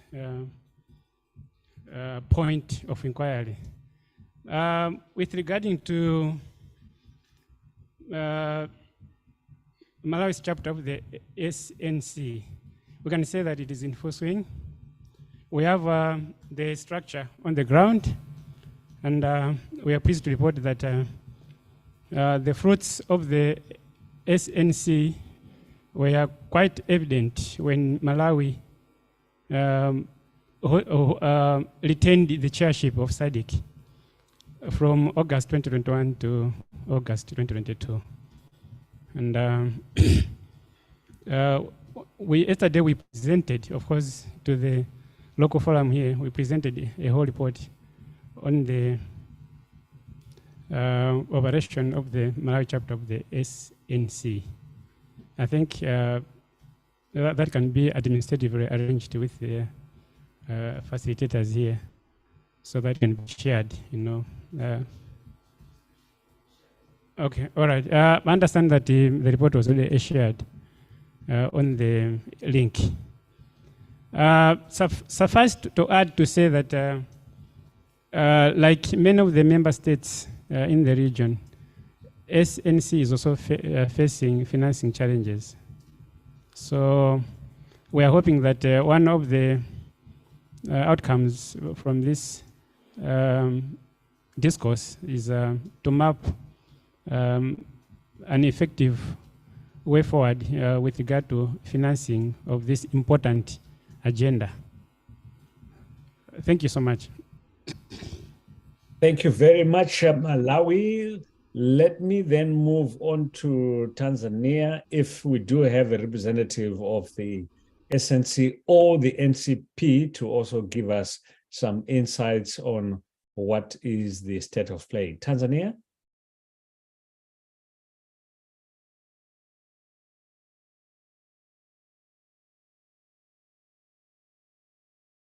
Hello, good afternoon. Good afternoon. Yes, this is Team Tanzania. The status is that for the SNC, they are not yet established, but we have been informed by the government officials that there are reporting structures that are in place. And for us as non-state actors, already we have the Tanzania Non-State Actors Platform that was formed earlier this year. And the aim is to catalyze now this process of the formation of SNC in Tanzania. And already we have made significant strides to meet with the committee of the parliament, but also to start now engaging the official desk from the Minister of Foreign Affairs, of which it is still in progress. Thank you. Thank you very much. Let me move on to Zambia, an update from the Zambia NCP or the SNC representative. Thank you very much. My name is Shadrack. I am from Zambia, and I also sit on the SNC for Zambia. The update for Zambia is that the SNC is within the Development Coordinating Committee. So it has been embedded in one of the structures within government. And then those structures meet every four times in a year. In fact, the last meeting just happened 2 weeks ago. And within that, there are also subcommittees, which are called the cluster committees. And the same cluster committees deal with the things to do with SADC at implementation. Further, every ministry, depending on whatever activity that they are undertaking, which deals with the SADC, there are committees that are formed. For instance, within agriculture and the information. So that is how it's working here. There's no specific budget for SNC because those are incorporated within the budgets of the national structures. And this was made deliberate because it meant that the same people that would have been meeting under the SNC largely are the same ones that meet within the national committees, which are National Coordinating Committee and the sector coordinating committees. I think that's the way it has been done in Zambia. Thank you. Thank you very much, Zambia, for that update. Let me move on to Zimbabwe. If we do have the representative of the NCP or the SNC to brief us.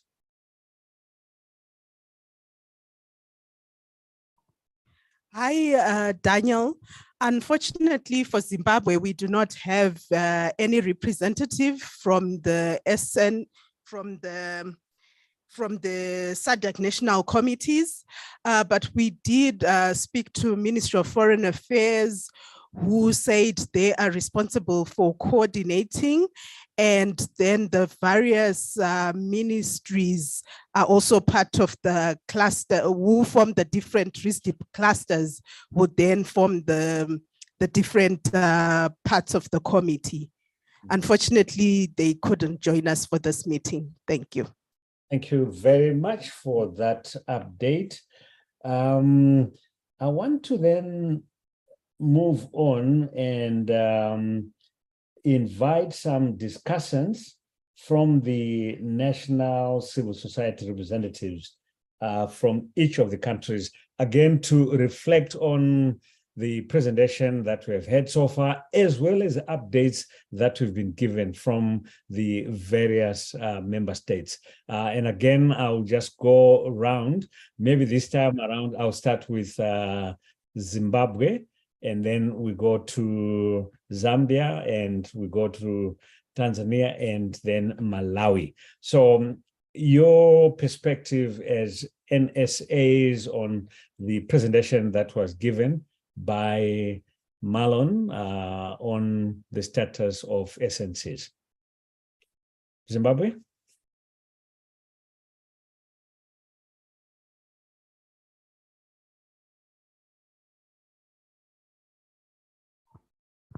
Morning, Danny, and everybody else. Yes. This is Sazima Kumbe from Zimbabwe Surveys. Thank you very much, Marlon, for a comprehensive presentation. I think I've got a question on the status of the SNCs within the 16 other countries. He said only 50% maybe from their rapid assessments have set up the SNCs, and yet there is no compelling mechanism from SADC to compel the member states to form these SNUs. Have a major role to play for SADC to realize their commitments.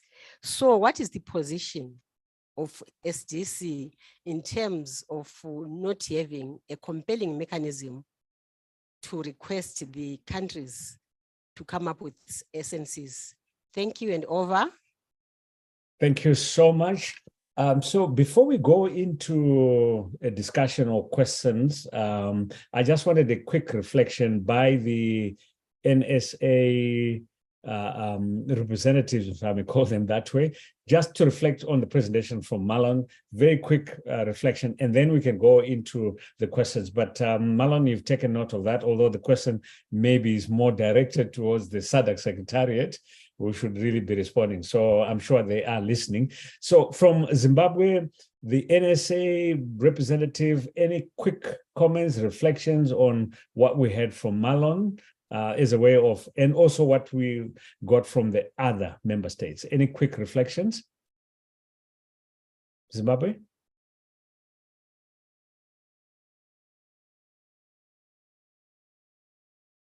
Okay, someone is coming on, Daniel. Hold on. Okay, thanks very much. Thanks, Marlon. Thanks, Daniel. Thanks, Marlon, for a super presentation again. on your constraints, you mentioned political will as a key challenge for this work, but I just wanted to get your sense. If you compare the progress that is being made with the Parliament, how is the SNC process faring in terms of mobilizing the political will, the legislative instruments, and the budget for this work to happen? Maybe not only the Parliament, but even the kind of priority we give to the Business Council.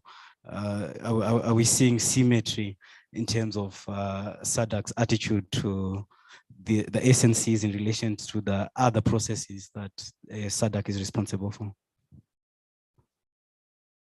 All right, thank you so much. So maybe we will vary the approach slightly in the sense that when we go country by country, not only do we then allow a quick intervention from the representative of the NSAs, but also we can then ask the question. So we'll give you an opportunity in that vein, because I see maybe that's the best way of proceeding. So let me move to Zambia. So Zambia, if there is some quick reflections on what Marlon has presented, and then we can go into the questions from Zambia, and then we move to Tanzania, and then finally Malawi. Zambia, this is your turn.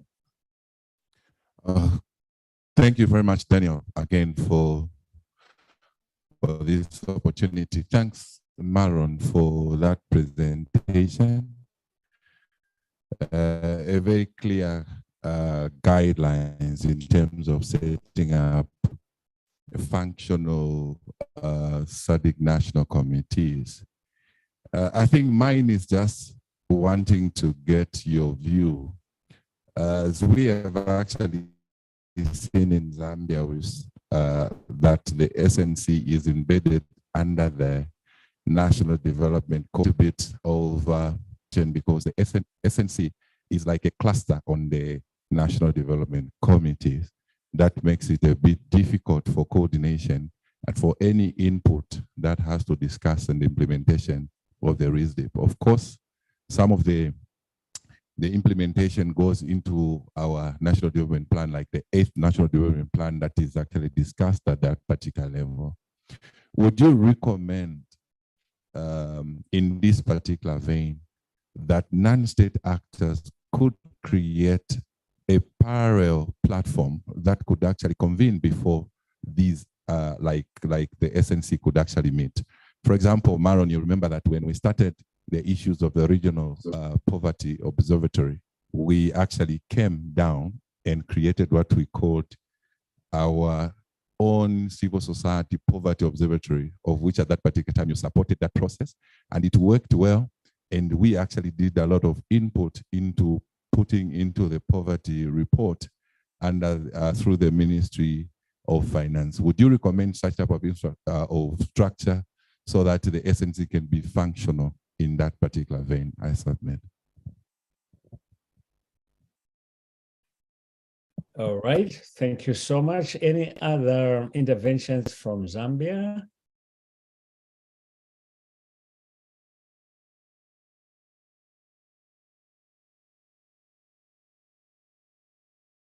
Okay, thank you so much. Let's move on to Tanzania. Tanzania?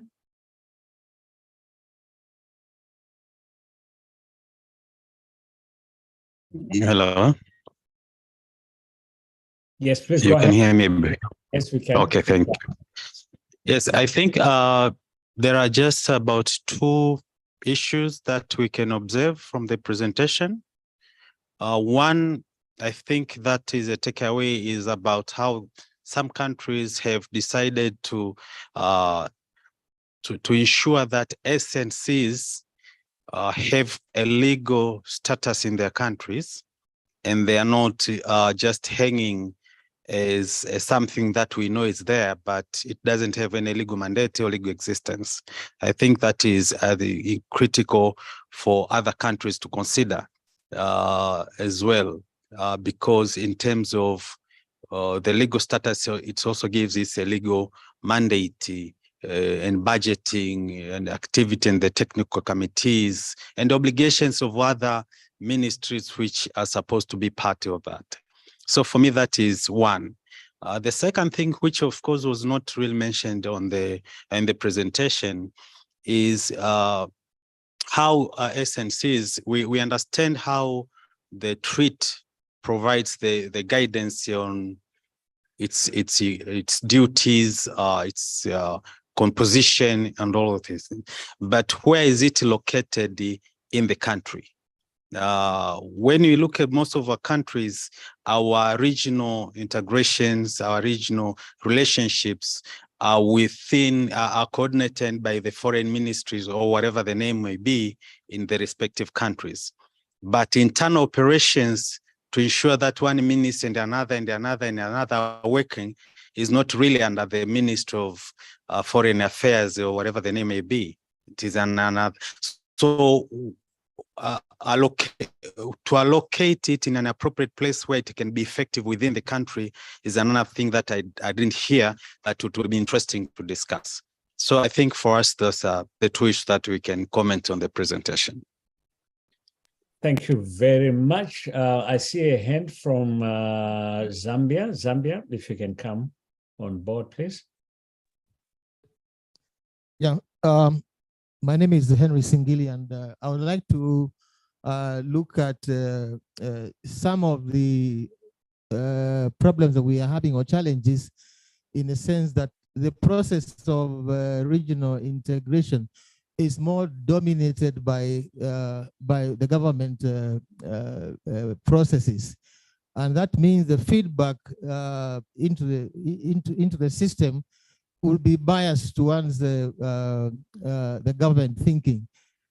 We realize that non-state actors in Zambia, for example, lack the capacity to engage with the SADC at lower levels, and this is because non-state actors are not able to really go down into the grassroots to sensitize populations on what SADC does or what are the benefits that they can get from this regional integration agenda. So I like the idea of the SNRL program, because I think through this program, it is possible to build the capacities of non-state actors in the various sectors to ensure that they are able to participate fully in the regional integration agenda.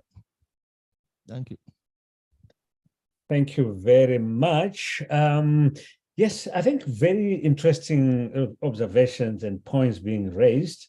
So maybe let me also come in before I allow or give a chance to Marlon and the Secretariat to respond to these issues. The one aspect, Marlon, that maybe you needed to also reflect on is the staff turnover challenge that you find in these NCPs and even these SNCs, especially when you consider that the staff who are coming from Ministry of Foreign Affairs are diplomats by and large. So they move very, very often.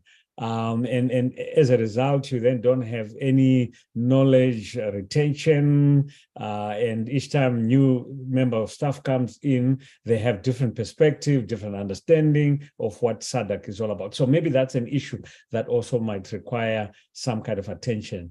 And maybe the peer learning and review mechanism could be one avenue that could address it. The other point, before he comes in. Yes, please come in. Yes, I also want, before he comes in, to also maybe touch on, we have had structures that NSAs have been, requested or participate meaningfully on, but we have structures that as civil society, we have not been able to participate effectively for various reasons, including, as our colleague from Malawi said, resources in civil society to be able to meaningfully participate.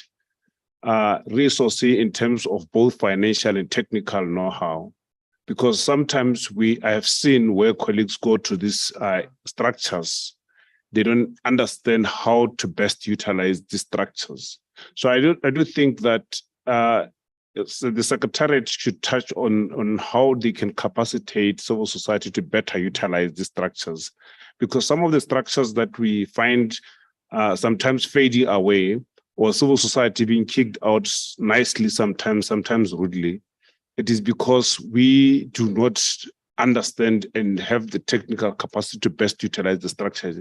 And sometimes we go there to be seen to be raising issues that are not necessarily of the structure, or we are raising the relevant issues, and then the state party more especially is not really comfortable in how those structures are, those issues are raised. So I do believe that we want to talk to the capacity that we have for all the partners, as you indicated in the membership or the composition, how we facilitate their participation in the SNC.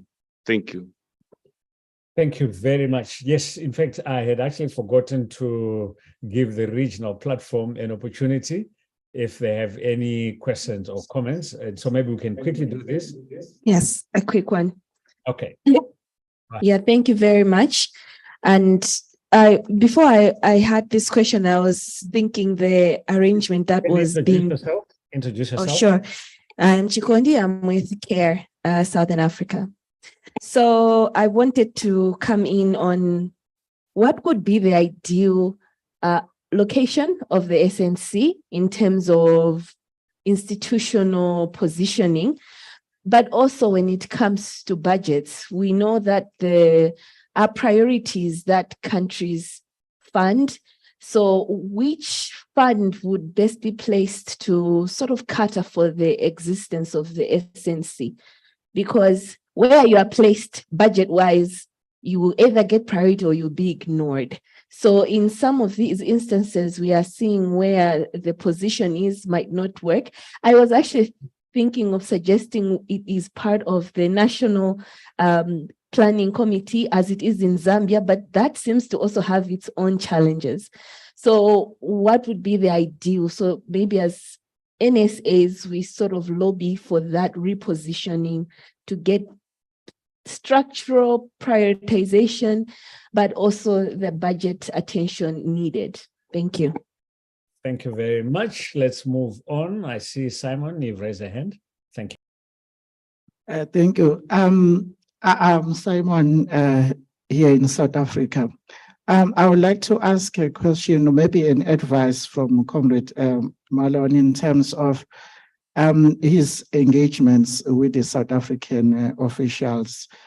Because here in South Africa, we have this structure, the National Economic Development and Labour Council, or NEDLAC. So this structure has 4 constituencies: labor, civil society, government, and business. So, but it is housed under the Department of Labor and Employment.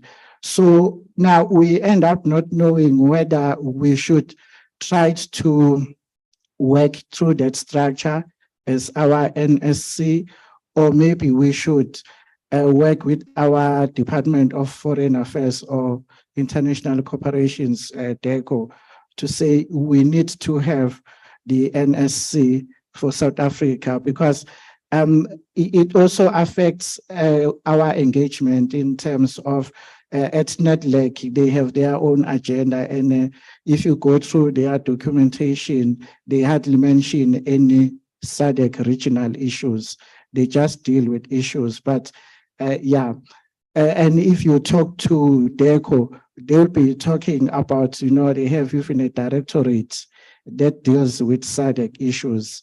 So now we end up not knowing which structure is appropriate for us to engage.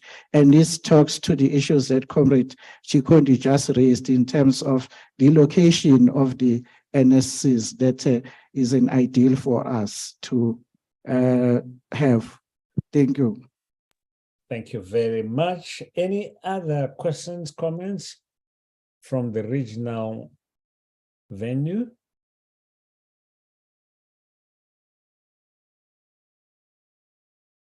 Okay, so the other point, Marlon, maybe we need to also touch on is that the treaty does not specify how the SNCs should be operationalized. Of course, they do talk about these meetings, how often they should meet, and also the composition of the SNCs, but it does not go into the detail of how the SNCs should be brought into life. And I think to that extent, there's been an initiative of developing a blueprint which then provides clear guidelines to member states. And that talks to location of the SNCs, and you cannot prescribe. But however, you can then give some broad parameters that member states can follow if they have to operationalize the SNCs. So Marlon, perhaps you could also talk to the issue of the SNC blueprint, where we are and what the NSAs could do also to support that initiative of the blueprint. The issue of funding, we need colleagues to be very, very clear. Funding to do what? We shouldn't always throw in certain elements without being very specific. Because when you say we need money, we should then say money for what activity? Are we looking at funding using these resources? And also, I do agree for the need on capacity building, but let's define what are the needs so that we can say, look, I need to be helped. These are my problems. So when we say, please help me capacity building, somebody says, how am I going to help you? Let's be very clear on what it is that we're looking for capacity to be built. And some of it, we ourselves should then engage in helping ourselves to build that capacity and not just throw the responsibility to SADC or SADC Secretariat or SNRL. We can also engage in some of those. So those are some of the reflections I thought I could bring in. But maybe Marlon, before you come in and the Secretariat, just a quick one from Zambia, and then I'll allow you to then intervene. Zambia, please come in. Okay, thank you very much for that, for those reflections. But maybe a clarity in terms of why we always advocate for resources. For example, we have different tiers of governance structures. For example, in the case of Zambia, we have got local level and also national. And these resources, if we go at local level, we find that most of the people, they don't know much about the operation of the SADC and even this model law. So these funds can help also to formalize the structure at local level for improve the participation of the non-state actor at local level. And there could be a number of interventions that could be conducted in terms of awareness and also capacity development, but also enhance the participation. Just to draw lesson from this meeting, we had to, for example, ensure that some members at local level, they come and join us at national level. But if we had structures and also technology, they could have joined us even whilst they are in their locality. So there's quite a number of needs that if we had resources, we can enhance the participation of the non-state actors at different level. Thank you. Thank you very much, Zambia. There's also a question on knowing which member states have formed SNCs and which ones have not formed SNCs. So maybe, Marlon, it's something that you might want to revisit. I know you came up with a table, but perhaps that table was not very specific to say, here there's an SNC, here there's no SNC. I know it's a tricky discussion or tricky area to go in, but yeah, over to you, Marlon and the Secretariats, just to respond to some of these issues that have been raised.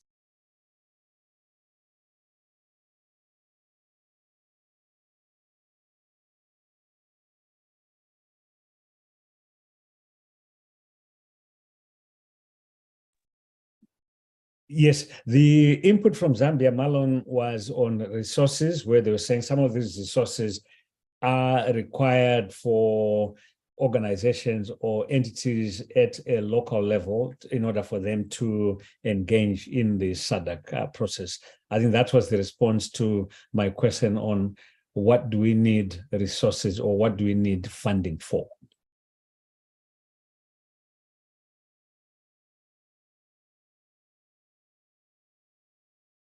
Thank you, Daniel. As my understanding that Secretariat is responding first or making an input before I do. Yes, I think we can allow the Secretariat to speak first and then you can then come in, Secretariat. Thank you, Daniel. I think most questions are really for Melon. But Herrick in Zambia spoke to governments leading the regional integration agenda and non-state actors unable to play a significant role in regional integration. I think also due to lack of capacity. And I'm reminded of a comment that South Africa made in Lesotho at the symposium that as government, they do not co-govern. And I'm also making this in reference to the structure, to the suggestion by Jacob to have maybe a parallel structure for having the SNC or SADC issues discussed. And my view on that is, as much as possible, as we set up these SNCs, I think it's ideal to have them as part of existing structures. This will solve the issue of resources, because if there's an existing structure that already deals with some integration issues, either continental or global, and we plug in the SADC agenda there, I think we solve the problem of lack of resources. And then another question that I could attempt to answer,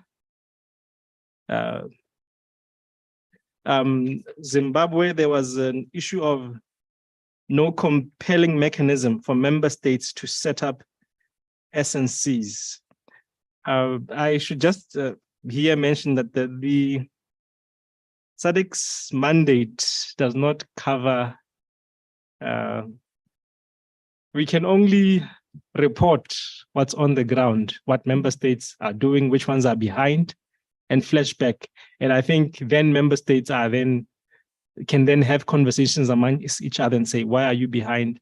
Why are you not? We as the Secretariat do not have the mandate to force member states to do anything. But the responsibility we have is really to flash back these results to them, to say we have 8, and these are the member states who have set up 8, and they are functional. 8 are not set up, and then the conversation can then happen. All obviously indicating the downside of not having these structures operational. I think those are the 3 questions I can respond to. I'll leave the rest to Marlon. Thank you.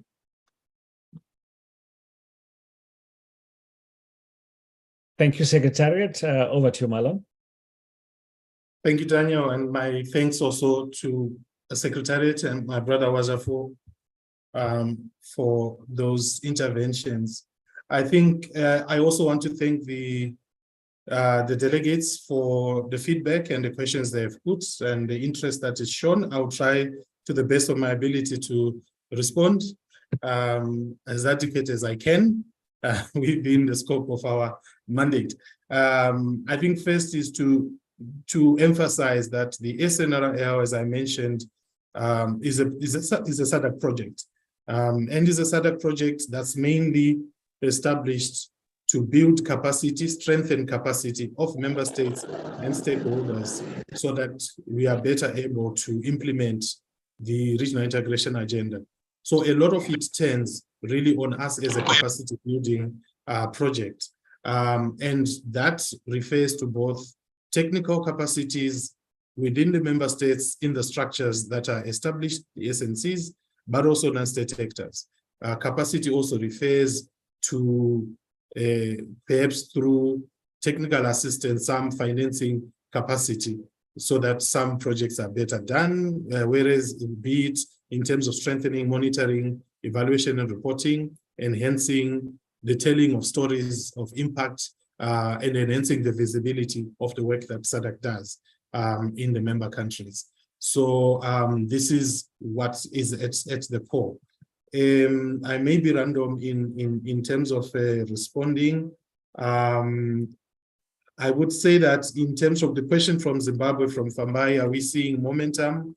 And in terms of political will, I mean, we can define political will in many different ways, but certainly for us, based on our last experiences of the SADC Regional Integration Symposium held in Lesotho at the beginning of July, we could tell that member states were quite heavily invested in the topic of how do we strengthen SADC national committees and related structures.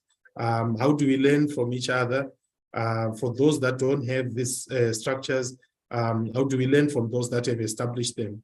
And a few member states also gave their own accounts of how they set up and how they finance and so on and so forth. So there is those different levels, but of course it's work that needs to be done across society. From non-state actors also have a role to play, as you rightly mentioned, as a resource, as a knowledge resource, but also in seeking information clarification in the countries in the manner that Comrade Simon has mentioned in relation to South Africa, to say where do we plug in to address regional issues. Jacob from Zambia brought in the experience of the Regional Poverty Observatory. If I understood him well, I think my personal take on this is again, it should be with civil society really to learn and to share lessons from the sum of the experiences we have had in accelerating the SADC regional integration agenda, including lessons learned from the interventions around the Regional Poverty Observatory. I think for me, one of the greatest positives was the experience of Mozambique, how Mozambique took the RPO model from a regional perspective and went on to establish national poverty observatories, and even went further to establish them at district level.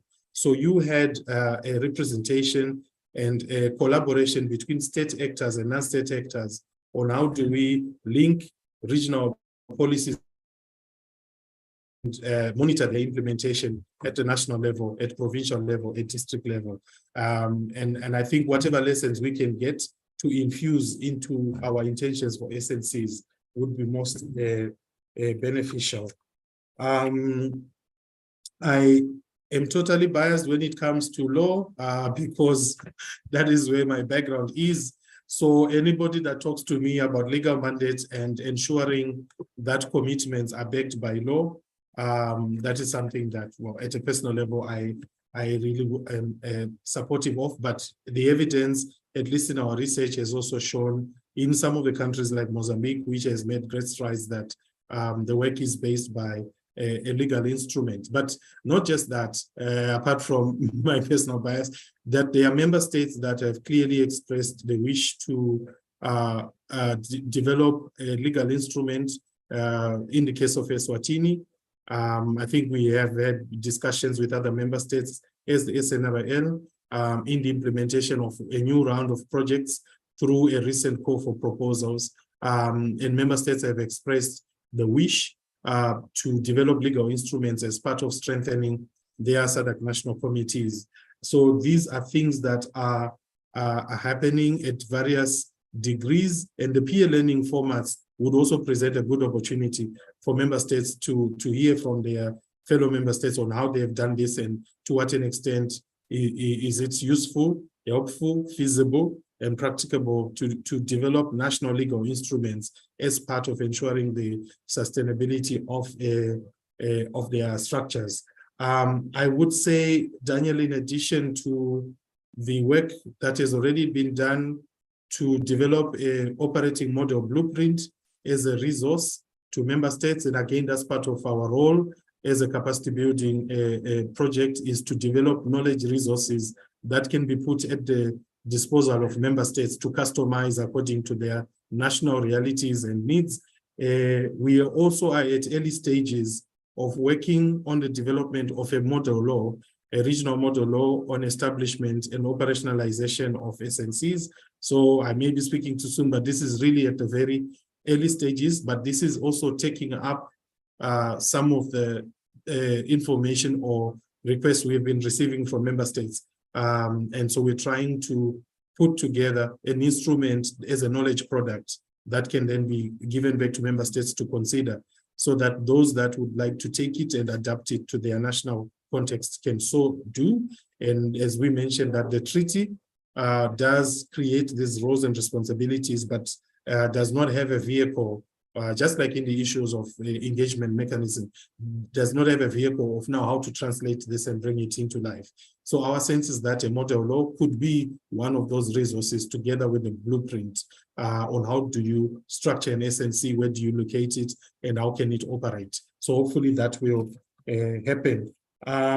For Simon, for South Africa, also thank you for that question. Just to update you and agree with you that our assessment is that the ideal place for engagement on SADC issues in the context of the Republic of South Africa would be with the Department of International Relations and Cooperation.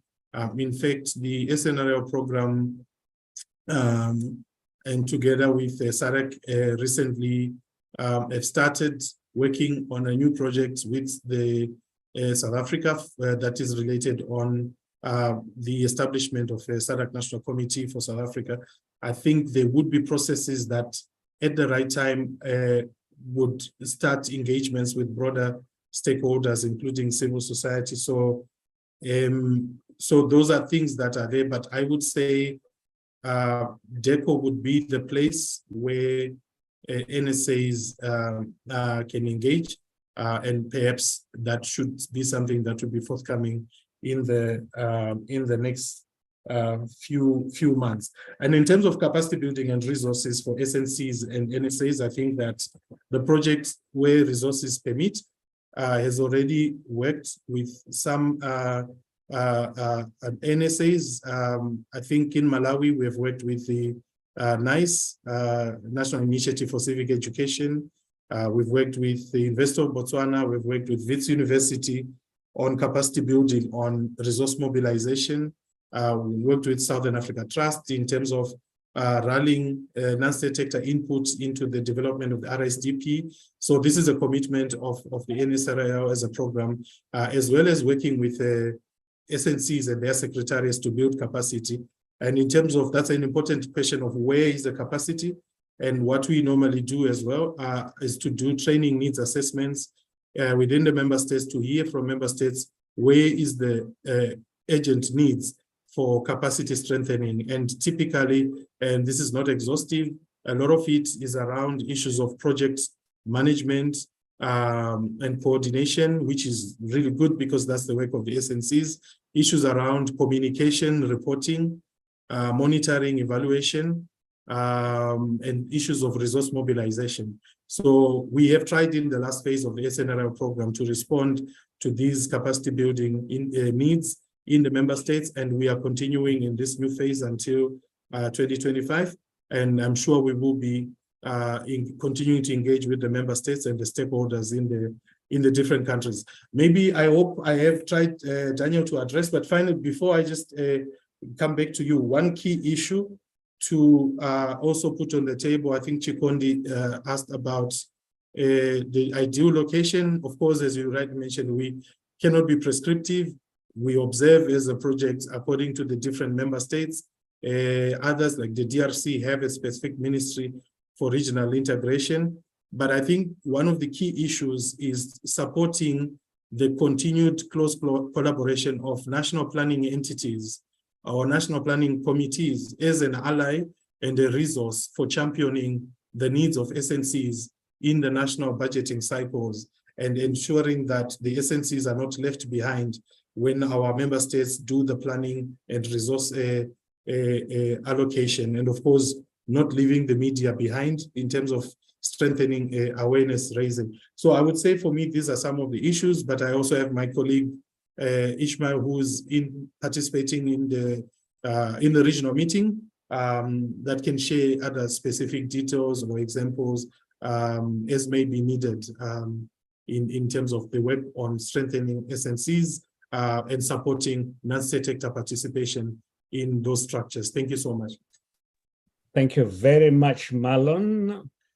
Ishmael, is there anything that you want to add? No, thank you, Daniel, and thank you, Marlon. I think it's been comprehensive. So for now, maybe we can take more questions and try and answer them if there are further reflections. Otherwise, it's been well covered. Thank you. Excellent. Thanks very much. Zambia? Very much. This is Shadrach once more. I think I just want to make one clarity over the SNC or the structure in Zambia. In the first place, what I termed as National Coordinating Committee is legally made. It's under what we term National Planning and Budgeting Act. Now, this act allows to create committees at national level, at provincial level, and at district level. And in each of these committees, there are slots that have been established for non-state actors. So, and I'm relating this to the sentiments that were brought up, I don't know, I think it by Zimbabwe, about the ideal location. I think for the Zambian situation, the ideal location is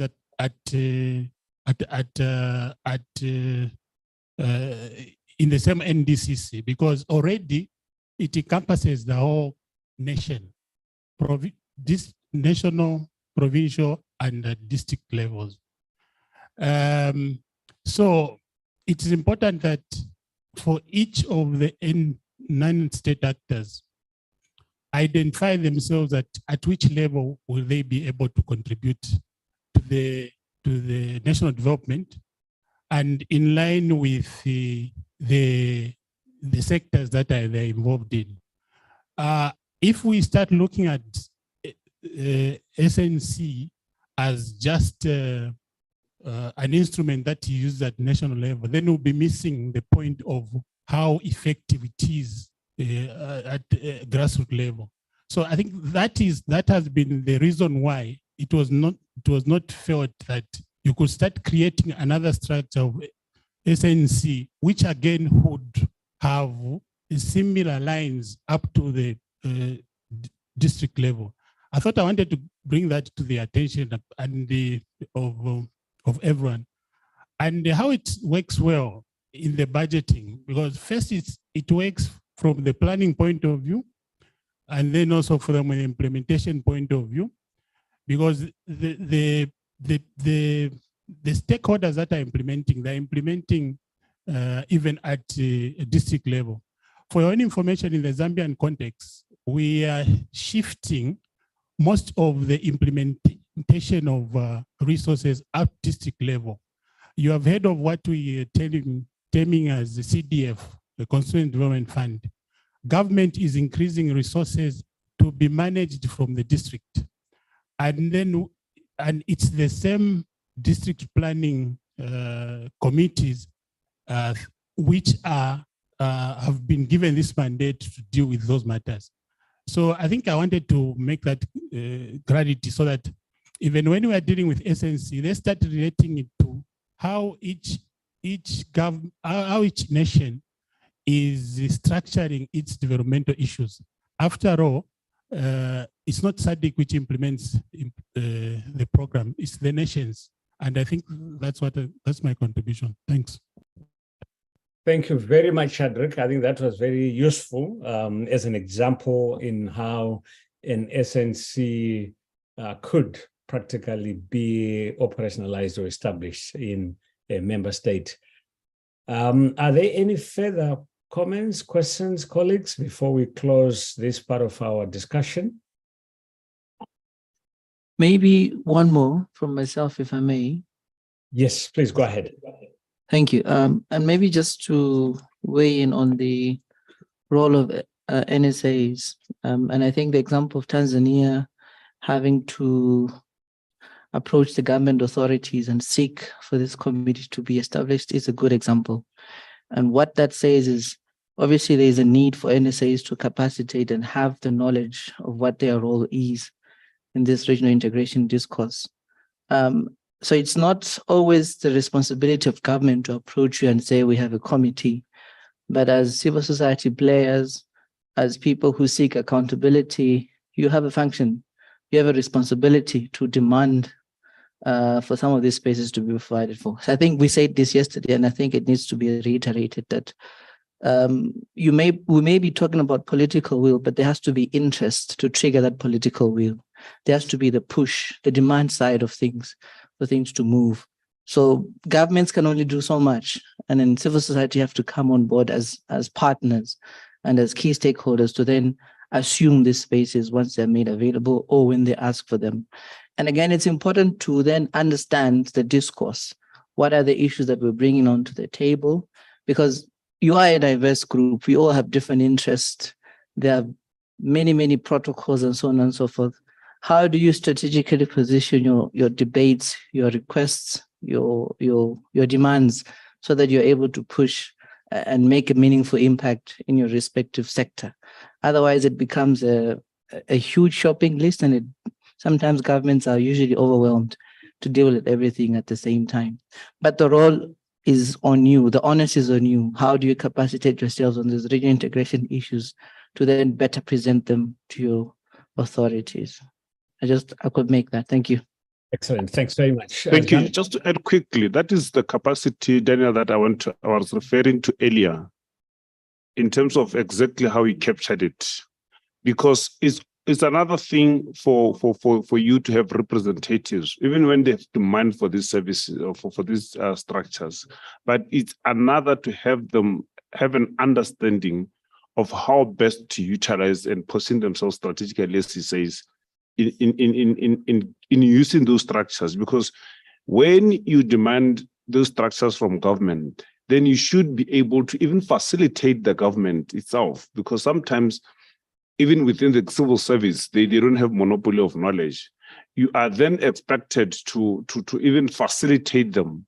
That is the capacity and the financing capacity that I wanted to talk to say, let us look at that and say, sometimes even government has got its own legs, as a civil servant just alluded to. Thank you.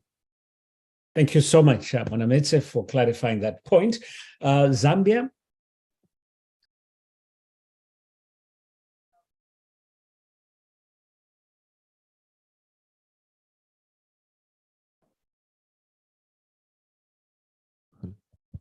Is it on now? Okay. Yeah, I'm picking it from the Zambian context as well. If you can introduce yourself. Thank you. My name is Boniface Sangala, a farmer from Zambia belonging to an organization called ESAF Zambia.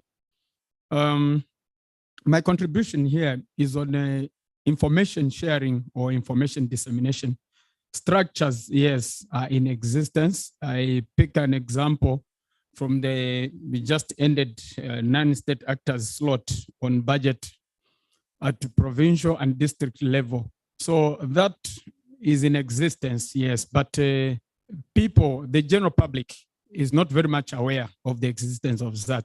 So as a result, when it comes to the actual participation in decision-making or contributions at that level, maybe some few people may just be picked at random just to present for the sake of reporting. But at that level, that's where a lot of useful information that can translate the well-being of the formation of such committees can gain results. So my appeal is to strengthen the information sharing among stakeholders. Thank you. Thank you very much, Zambia. I saw Zimbabwe, then also Stella Henry. And there's a question here, what are the requirements to join NSA at country level? I suppose it's saying to join the SNC, maybe not the NSA. So Margareta, please clarify your question so that we can then respond to your question appropriately. Zimbabwe? Thank you so much. Retlo Matorwa is my name, from Harare Institute of Public Health again. I want to make a comment and possibly a question in terms of what SADC is able to do. I agree with you solely, completely, that civil society has a role to play and they must demand their space. But one of the issues that has been affecting civil society in Southern Africa in general is issues to do with space, issues to do with recognition, issues to do with the acceptance of civil society organization in partaking in national development processes. As a regional body, SADC, is there a way that you can also amplify the agenda that civil society are part of the development discourse, and therefore we need to have them seriously taken on board? One of the initiatives that SADC may consider doing to seriously take civil society on board is to ensure that maybe when we are soliciting for finance, you need to have a quota system where you need to ensure that civil society organizations are represented. I like the fact that my colleague alluded to an issue that government is overwhelmed. And that is where our responsibility comes in terms of complementing the efforts of states in terms of development. So we need to ensure that we properly package that symbiotic relationship that becomes complementary and take some of the burden off from the state.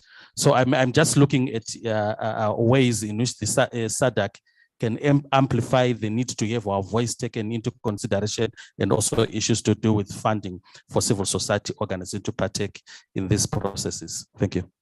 Thank you very much, Zimbabwe. Let's move on to Stella Henry. Stella Henry, you got the floor. Thank you, Daniel. Mine is just a follow-up question on the member states that have functional SNC. I think this is very important for measuring the progress. Thank you. Thank you very, very much. Yeah, so let me give a final opportunity to maybe the Secretariat, because there were one or two questions that were being thrown in, which you could also respond to. And then Marlon, and we then have concluding remarks, so we move further. Thank you, Daniel. A colleague from Zimbabwe spoke about shrinking space, recognition, lack of recognition, and platforms to engage, and also suggested possible mechanisms to include civil society funding in our budget allocations. I think member states are signatory to the treaty. And I think that is why we keep on referring this meeting back to say the space for civil society is mandated by the treaty, and our member states are signatories to the treaty. And we need to hold them accountable by demanding our space as provided by the treaty. Yes, Article 23, 16A, all those articles that have been mentioned throughout this meeting. So I think there's very little that the Secretariat can do to give space. We can flashback compliance to member states. But I think Tanzania is going to be, I think, a classic example when they succeed in setting up their SNC very soon, I believe. So I think let's try and pursue that route. And then funding, there's no provision in our current statutes or policies to directly fund non-state actors. I think we can use the opportunity and the space that we can get from our SNCs to maybe lobby for that kind of arrangement where SNCs can be funded. And I will repeat what I said earlier. How SNCs are, however, free to apply for any funding opportunities that the Secretariat may advertise. And the Secretariat continues to fund a lot of initiatives that are led by civil society and non-state actors across various sectors through different programs. But for now, we do not have any policy that allows us to budget and allocate resources directly to SNCs. Thank you. Thank you very much, Secretariat. Marlon? Sorry, before Marlon. Hello? Yes, please go ahead. I think there's something that really worries me. When we talk of treaties, yes, our members, our ministries can sign, these treaties. It's one thing to just sign and ratify a treaty, and it's another thing to domesticate. So when it comes to enforcement, if something that is ratified at a certain level, and yet it's not even domesticated local level, it's very difficult even to enforce, because this is a global challenge. I'll give an example. The UNFCCC, the Paris Agreement, right? They ratified it. But now, when it comes to the local level now, as long as it's not domesticated, it's going to be a challenge. This is something that we really need to work on as both non-state actors and the SADC Secretariat to see how we can also make this, thing work at local level, how it can be domesticated. Because really, to be honest, I think Marlon can actually assist us since he's from the legal side. Because these are two different worlds that we're talking about, ratification and domestication. I think we really need to work on that and ensure that whatever treaty is actually being mooted at SADC level, it has to be also domesticated at local level. Thank you. Indeed, you are so right, but it doesn't remove the point that is being made that domestication is a member state responsibility. And at the member state, this is where the pressure should be made by the non-state actors. Non-state actors should actually go and make their governments accountable to say, you are a signatory to the treaty. So therefore, you need to domesticate the provisions of the treaty. And in the treaty, this is what you have signed to. And the Secretariat can only assist you or provide you the necessary instruments where you might say, look, I need the information. How best can I put pressure on my member state to domesticate the provisions within the treaty? So the onus, as has been pointed out, rests with the non-state actors as well to ensure that they open that space and they occupy that space based on what is already stipulated, what the member states have committed to, not anything that you're coming up with, but what they have already committed to. I see a hand, Pascaline, and then we move to Marlon, where we can then close the discussion. Thank you very much. And I think what I was going to say, you've kind of said it, but I wanted to say, someone asked, what's an ideal relationship between the NSAs and the Secretariat? And I think it's really important for civil society to recognize what their role is. This is an accountability program, meaning that our work as civil society is to really build the capacity, enhance the capacity of the people who really own SADC to be able to hold their states, their governments accountable. In my opinion, I think it is really, really important for us to realize that the power really lies with the member states. So when domestication happens, it is important for us as civil society to be able to really enhance the capacity, just ensure there is almost, indoctrination for our people to be able to understand that SADC works for them. SADC should deliver for them. The commitments that are in the RISDP are for the good of the people of SADC. And therefore, our role should really be to build their capacity to push their governments from all corners, from all ends. So because it's really, I was talking to Simon, I was saying, this is really just when a member doesn't perform, it's really just a shaming list, because it's really up to the member state, but there is responsibility. And you can be able to hold other members, they can be able to discuss and hold other members responsible for why they are not upholding whatever it is they committed to. But in terms of where, in my opinion, rubber meets tarmac, it's really the people. And that's where NSAs should really, really focus.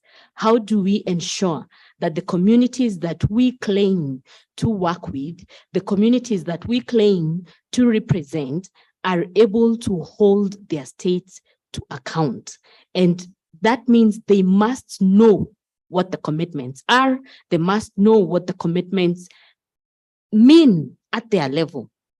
What does it mean for the farmer? What does it mean for young people who cannot access, SRH services? What does it mean at that point when I go to a clinic as a young person and I am discriminated, or I cannot access a particular service? Then when you get to that point where you are bringing that person who really is the one to benefit to hold their states to account, they will not hold back. They will push SADC, and SADC the member states have no option than to go their way. And someone said about political will. Yeah, that's how we have to make it. We have to make them know that if you do not, ensure that people have services, then we will not vote you in. That's how we should ensure that civil society, the people, think that governments are structures that should serve us, not the other way around. Yeah, so as NSAs, I think we really need to strengthen our own ground so that we ensure accountability is being pressed on from all sides. Thank you very much. Thank you very much, Pascaline, for those comments. I like the point you made about where the rubber meets the road. But I suppose you're not referring to burning tires as a way of showing and demanding that governments act. Let me then ask Marlon to come in and also try to wrap up.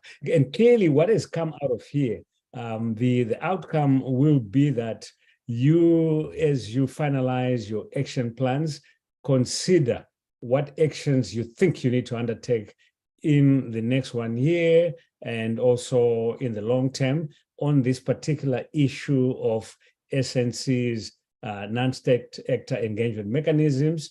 These are things that we then want to see and reflect as we discuss. Marlon, over to you for your concluding remarks. Thank you. Thank you, sir. And I think, I really appreciate this, the engagement that's going on. And long may it continue. I think mine is just again to reiterate that the regional integration agenda is everyone's agenda. It's a development agenda. It must be a citizen's agenda, and non-state actors have an undeniably important role to play, as per the prescription of the treaty, going down to our own national constitutions and laws. So it's the how part that must continue, but in principle, no doubt about that. I was not wanting to run away from the question from Stella on listing the countries, as you mentioned, that are functional. What I can only say for now, so I don't bore everyone with a list. I mean, we can always share the presentations and where we have, through our previous work, assessed and received information from member states. Just quickly, those that have existing structures. We can only go to say that those that have existing structures, called SADC national committees or called by any other name, but responsible for coordinating regional integration. You have one in Angola, you have one in Botswana, you have one in Malawi, re-established in April 2021. You have one in Zambia, Dr. Saili was talking about it, embedded within the National Development Committee. You have one in Namibia, and in Namibia also is situated as the same structure that's responsible for the broader African regional integration. You have one in Mauritius, and you have Mozambique, which is known as the CONSADC, and one of the models as one of the most well-established, and is a learning.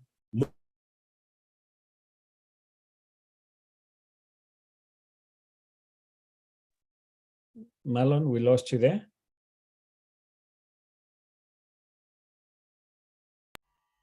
In Lesotho and Eswatini, cluster subcommittees for regional integration. Apologies if my network is unstable. And then you've got countries that have expressed their intentions to establish SADC national committees, or that are at early stages of re-establishing, and those include Zimbabwe, Tanzania, Madagascar, South Africa.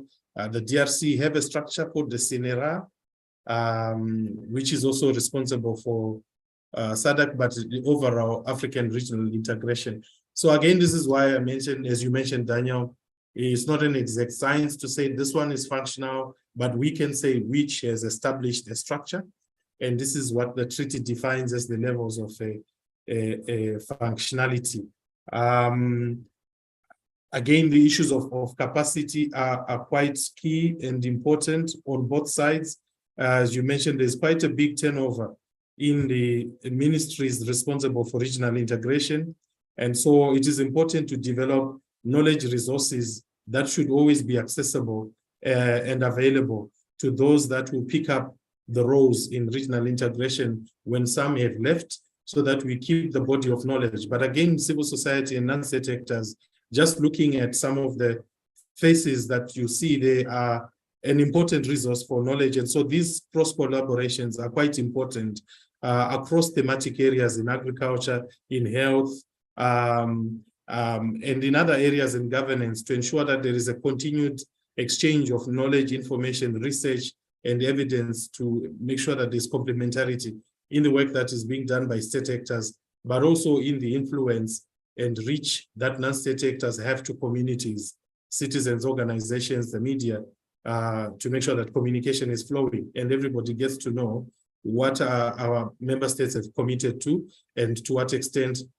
regional policies, protocols, agreements being implemented at national level. And to finish by the point made by my brother about the importance of domestication, that this is really, really quite critical.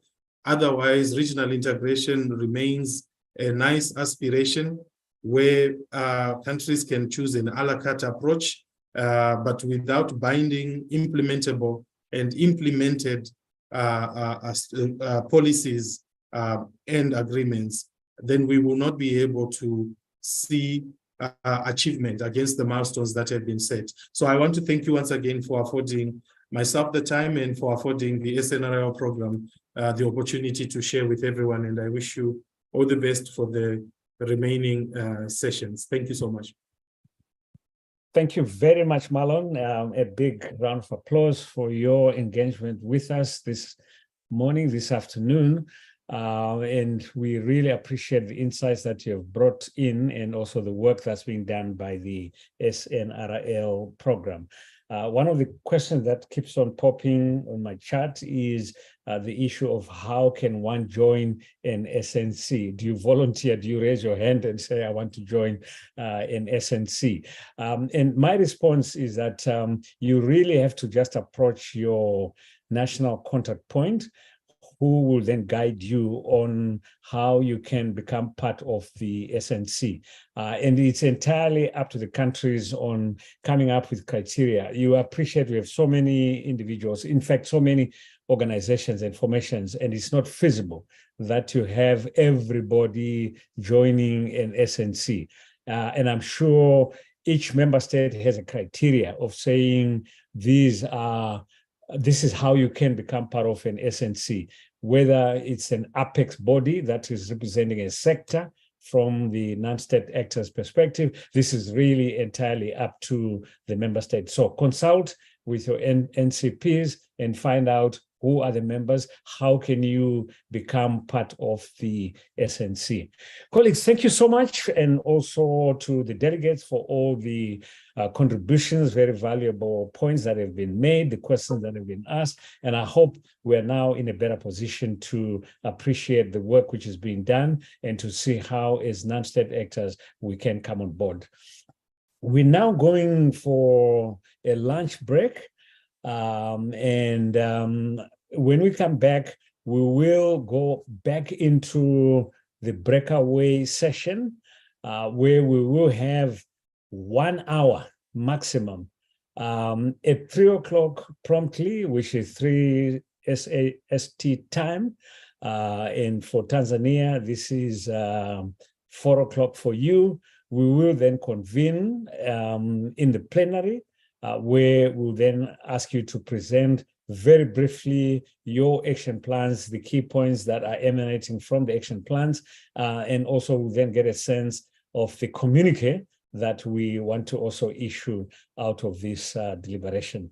Thank you so much. So enjoy your lunch, and let's meet in the next 2 or 3 hours from now, where we can then go into, actually next 2 hours, where we can then go into the final stages of our engagement. So we've got 60 minutes for lunch, and then soon after lunch, breakaway sessions.